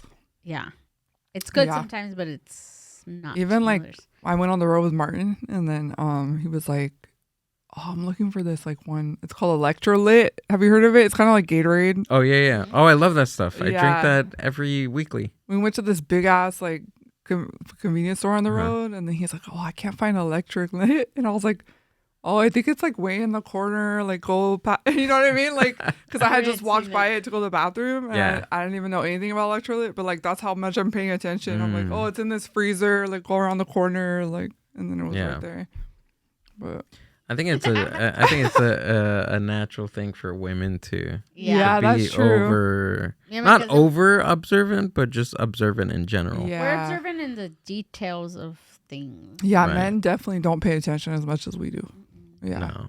Me and my cousin were just talking about that earlier. She was saying about like her husband, and then I was telling her, I was like, yeah, Gil, sometimes like I've even done like little like my own like study like if there's like a sock on the floor, like if there's a sock on the floor, she's like a study book. Like he'll walk over it, walk around it, and one time like, or lab rat. Yeah, what's going on? That's why you're with me. Like, how long will it take for him to pick up that fucking sock? I remember because it was a sock. It took like 5 days, and then he just like kicked it to the side. Oh my god, dude, that's hilarious. Wait, what is it? That sock didn't do anything to me. It hindered me.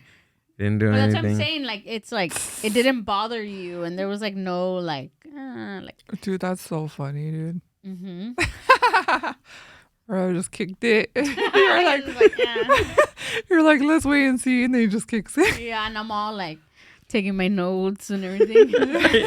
In her lab coat. She's all 2:28 p.m. Subject kicked the sock. Kicked the sock. Yeah.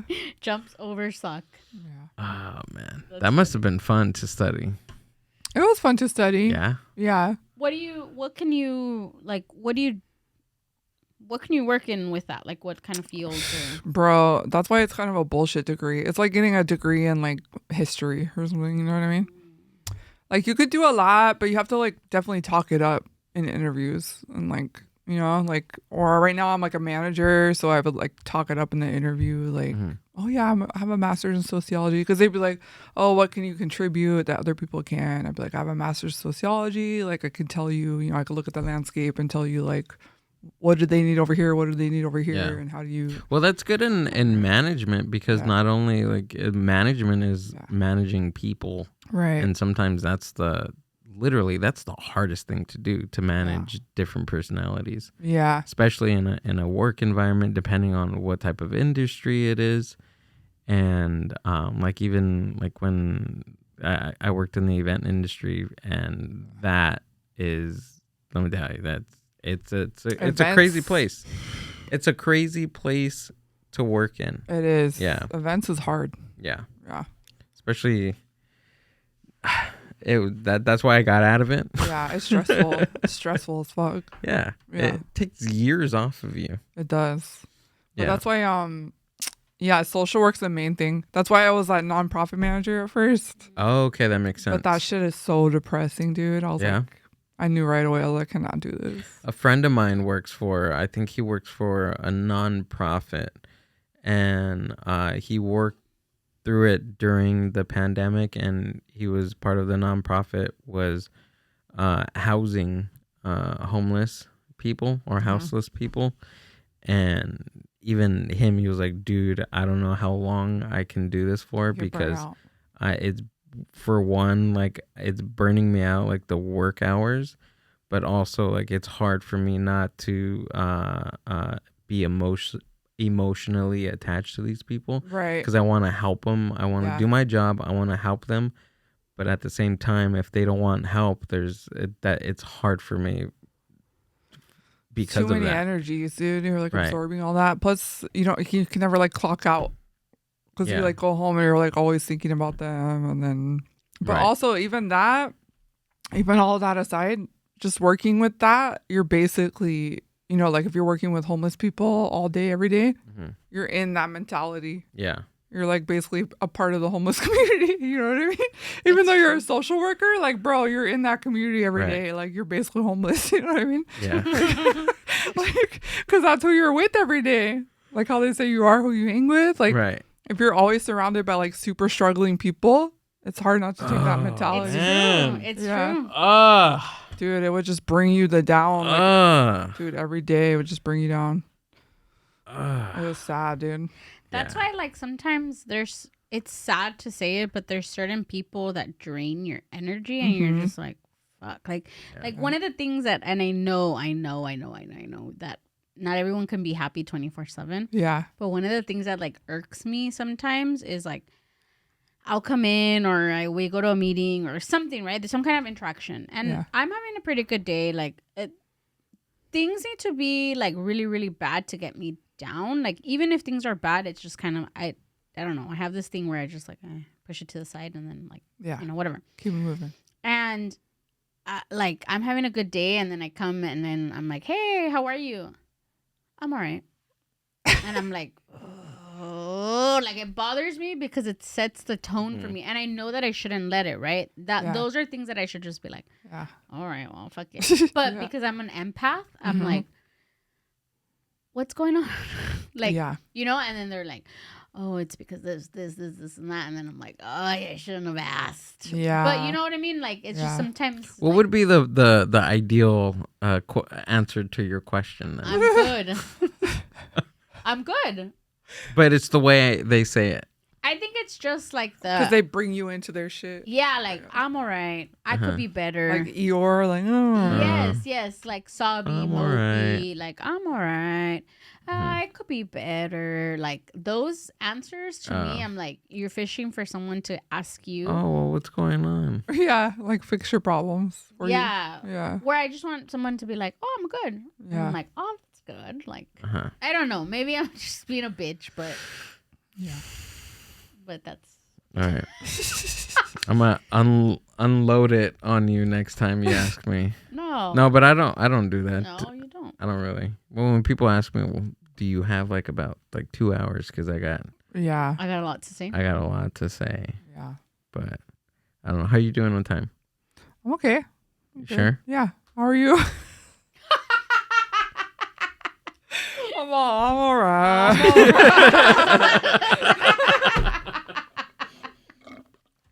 No, I wanted to ask about your so you like a few days ago they uploaded the roast battle. Yeah.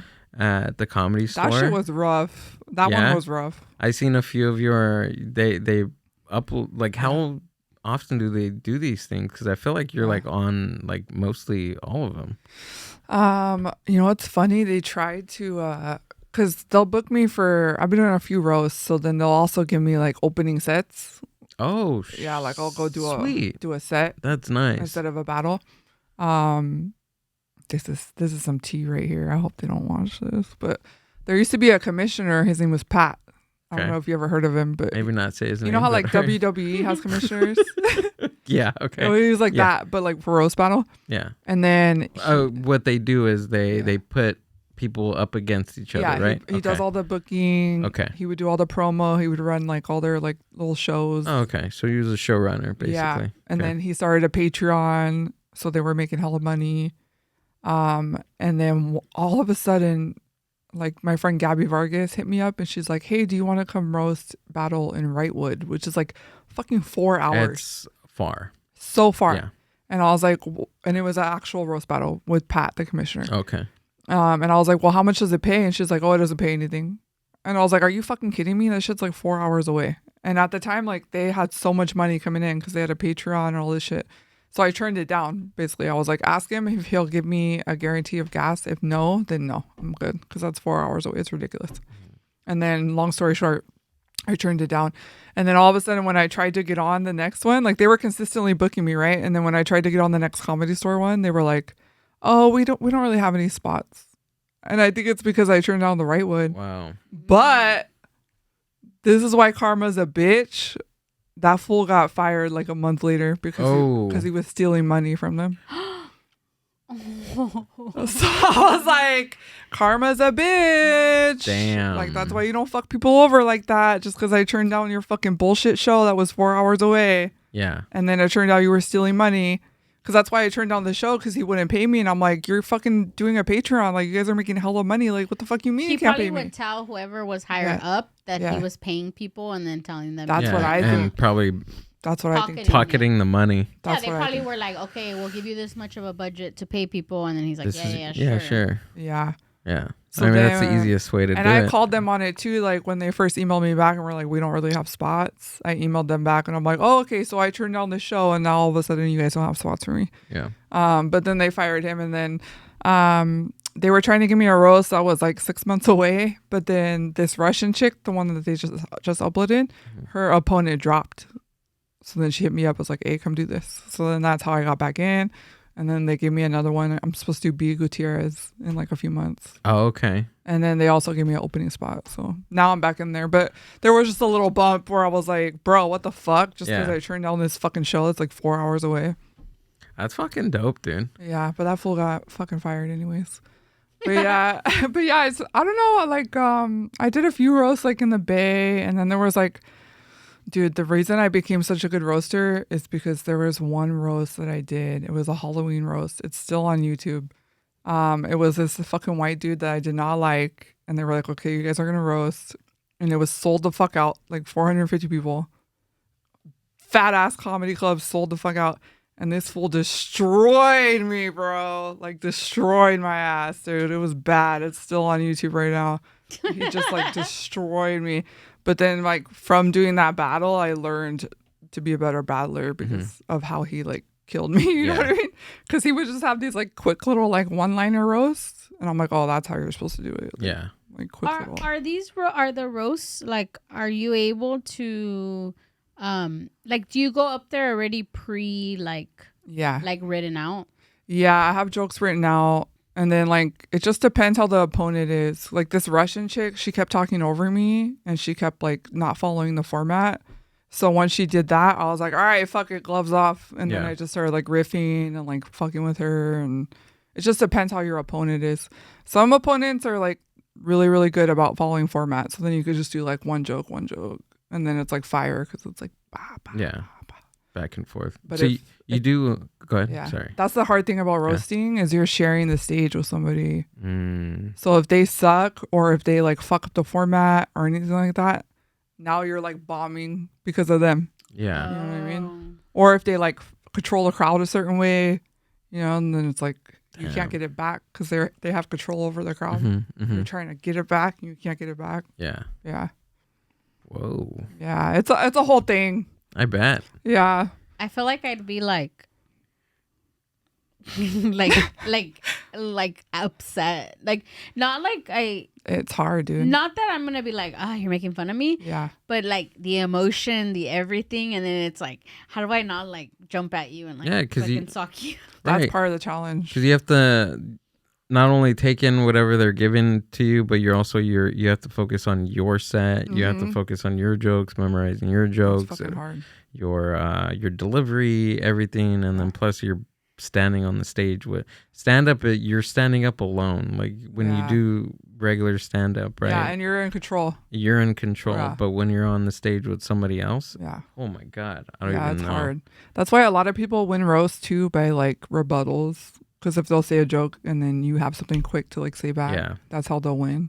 How do you know like how far can you go with roast? Like, do you go all the way? Like you're just like, I don't give a fuck, or like? Yeah, I mean, with the roast here, that's the misconception about roast. A lot of people think roast are like who can be meaner. Like let's see who can be more vicious. Let's see who can be more. But really, it's just a joke writing competition. Yeah. It's really just who has a better joke. I've noticed that. Like I've seen a couple like on YouTube. I've been to a few roasts at the Improv, and I feel like what you just said. Like some people just want to be malicious and be mean, but it's like, yeah, you're mean, but there's no joke. And there's no joke. It won't hit as hard. No, not at all. Yeah. And even if it like mildly does, it's like, come on, like that's not. There's supposed to be some writing involved, like some thinking involved in there, some technique, some actually joke writing technique in there. Yeah, like it could be goofy. This fool Evan Warner had some joke about like, oh, you look like when you laugh, it sounds like or something like something hella stupid. Yeah. But it wasn't even mean, but like it hit so hard because it was just like creative, like, you know what I mean? And yeah. He, like I don't remember the exact wording, but it was some goofy shit like that. And then like he ended up winning because it was like, that's really creative. Do you find that when you're writing roast jokes, it's like, do you have like your own persona, like putting your own persona in the roast? Yeah, I'm definitely starting to have like a roast persona and then like my regular stand-up persona. Right. Like with the one they just uploaded, like as soon as they get on the stage, I'm like mad aggressive and like because it's kind of like wrestling, like because also you have to establish like who's more powerful right away. You know what I mean? Yeah. If you go up there and act like a pussy right away, they're gonna be like, oh, she's a pussy, and then you'll like end up losing the crowd. Yeah. Because you've done the Comedy Store and also Jam in the Van too. Jam in the Van, and then I did Cobb's, which is like the one in San Francisco. That one's like $4.50. Oh, there's another one up there. Oh yeah. Oh wow. They have a whole roast battle scene up there. Really? Yeah. Any other places that have them out here? Oh, here that you've done? I think that's it. I mean, Los Digits always has his shit going. I've seen that one. Yeah, I might do his soon. He has that haha. Oh yeah, that's right. But yeah, I mean, it's pretty fun. But I am very picky about like who I roast though, because because I don't want to be on stage with somebody I don't like, or you know, it's too much trust involved.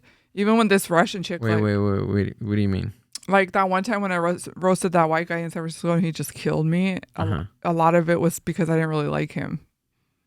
So I didn't feel comfortable with him on stage. Oh. Yeah. So you let like your real emotions get. Yeah, a little bit of my real emotions. That's interesting. I mean, now I'm a lot better. Like no matter what they say against me, I don't feel anything. I'm just looking at it like mentally a joke. I'm like, okay, how do I twist this joke? Like now I don't take any of it personal. But that's part of why he got me, because like I didn't like him, and then but also like my first joke, I remember he was like, shut the fuck up, bitch. Like he starts, it's on YouTube, you gotta go watch it. Oh my god. Was like, pull it up. Like, just bitch, kidding. shut the fuck up. And then like, oh my god. Yeah, that shit threw me off.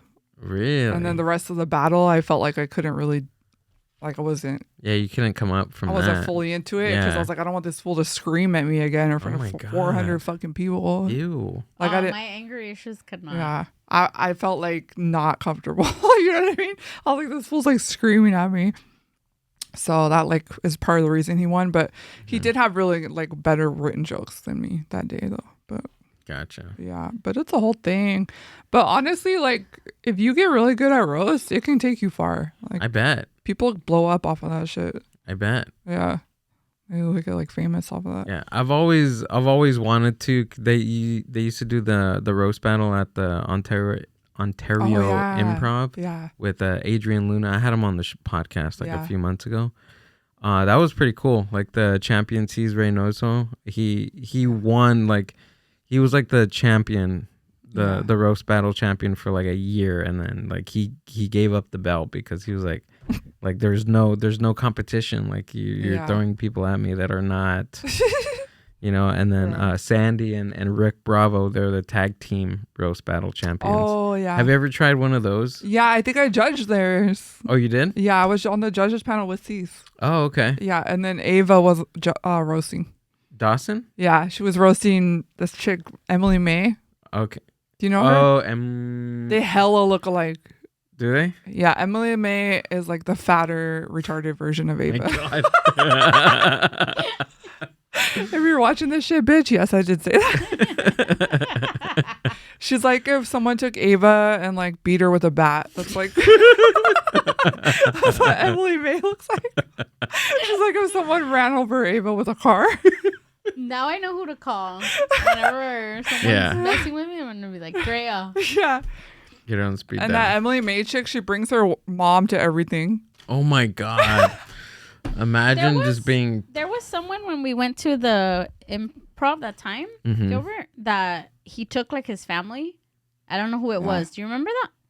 And his whole family sat in the front row. Yeah. And so they were like... They were roasting the mom, too, weren't they? Yeah, I remember. The mom was right there, and they were, like, saying, you know, like, pretty much, like, yo mama jokes in front of the mom. I fucked your mom. Yeah. Like, yeah. They were like, your mom could get it too, bitch. She was just, like, standing right there with her double chin. But then they also did by, like, applaud or something. Like, they did something, and... I mean, he took a bunch of people. Yeah. Oh, that's true. Yeah. Yeah. And then plus the I like punchlines. I like joke writing. I like comedy. Like what you say about the like I guess the being like very vicious and malicious. I don't think it's not. There's no place for that in that type of I guess environment. The way I'll write roast is I'll just like for example, if I was gonna roast Ava, right? Like she's fat, so I'll be like, okay, fat.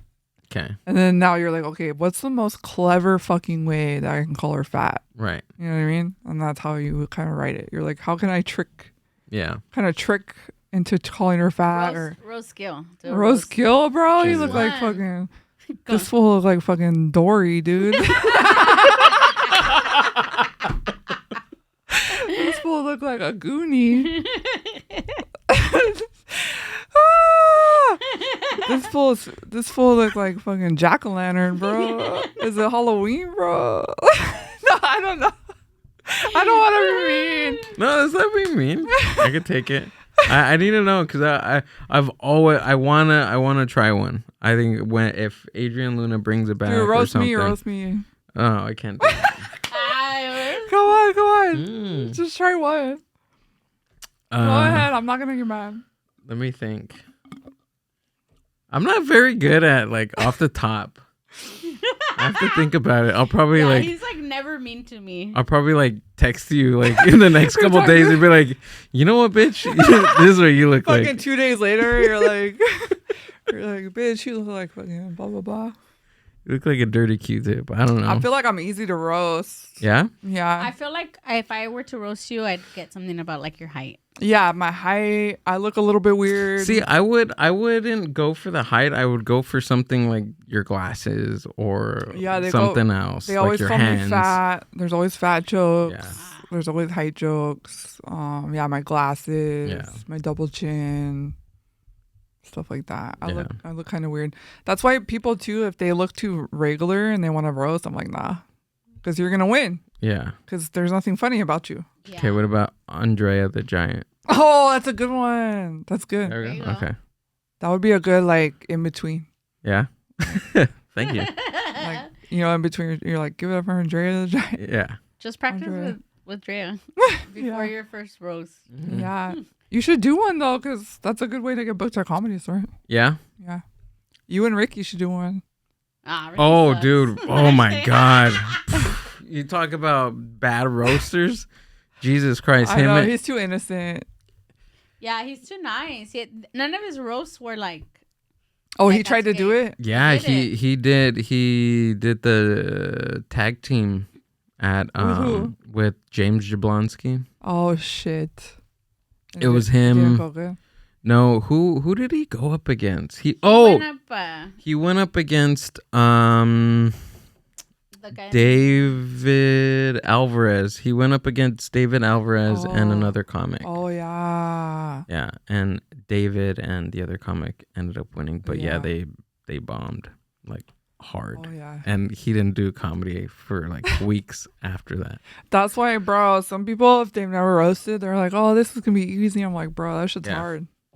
You think shit's gonna hit and it doesn't hit at all, and then it's just dead silent. Yeah, because how can you, like regular comedy, you can go to an open mic and I guess you can't really practice. You can, right? You can, but people don't see them, so they're like, yeah, you know, well, they're gonna, yeah, that's true. Yeah, because it's hard because there's no way to test it or and it has to be like well written or people won't laugh. I feel like when I think of roast battles, I think of like Philly. Yeah. And like New York. Like I feel like like those places would be like yeah, I want to do that for sure.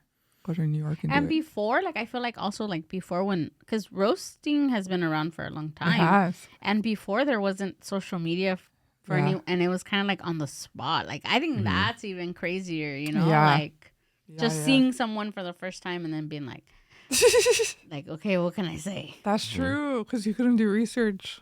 Yeah. But I think the roast battles are cool. I think that would be a challenge, like for me to, Do it on the spot?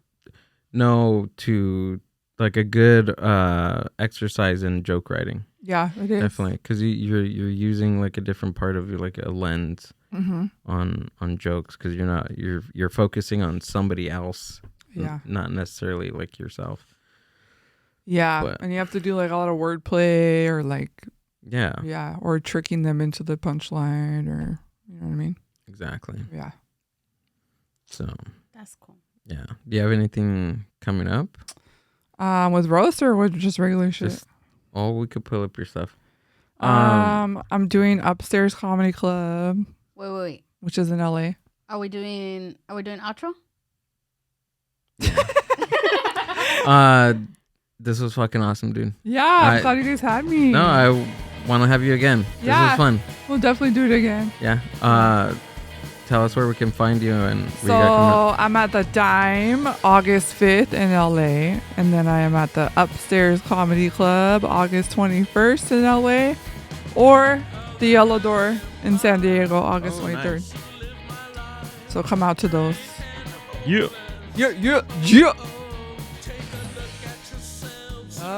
That's my Instagram. Follow me on Instagram. Follow her on Instagram. Follow me to see my booty cheeks twerking. Bro, you saw that video of me giving that lap dance? That was crazy, dude. Someone tried to report that shit. Report it for what? For sexual activity. It was probably Ricky. He got all jealous. For the nightmare. Oh, sorry. Oh, yeah. See, there's that one. That one's the better one, yeah. Nice. Cool. This was fun, dude. Thanks for coming out and thank you. I had doing fun. I'm glad I did it. Martin is such a great guy. I know, I love Martin. Shout out Martin Rizzo. Martin got that Rizzo. All of Drea's links will be down in the show description if you're watching this on YouTube. Yeah. Like, subscribe, do all the cool stuff. Remember, if we get to 5K on this episode, Ricky's gonna take Drea out. Ricky's gonna take, and all on us, all on the Mind Buzz. We're gonna put him up in a nice place, Steak Corral, or Golden Corral, whatever. Yeah, Golden Corral. Steak and Shake. I don't know, what's the place called in Whittier? Which one? Jack's Restaurant. Oh, Jack's. Oh yeah, Jack's. Jack in the Box, whatever. Oh, we gotta come too. Double date. Oh my god. Let's see what else do we got? 5K. Yeah, do that. I kind of want to see that because that'll be fun. Yeah, that'd be sick, and we could film it too. Can we document it? Yeah. That'd be dope. Yeah. See you guys later. Bye. Podcast.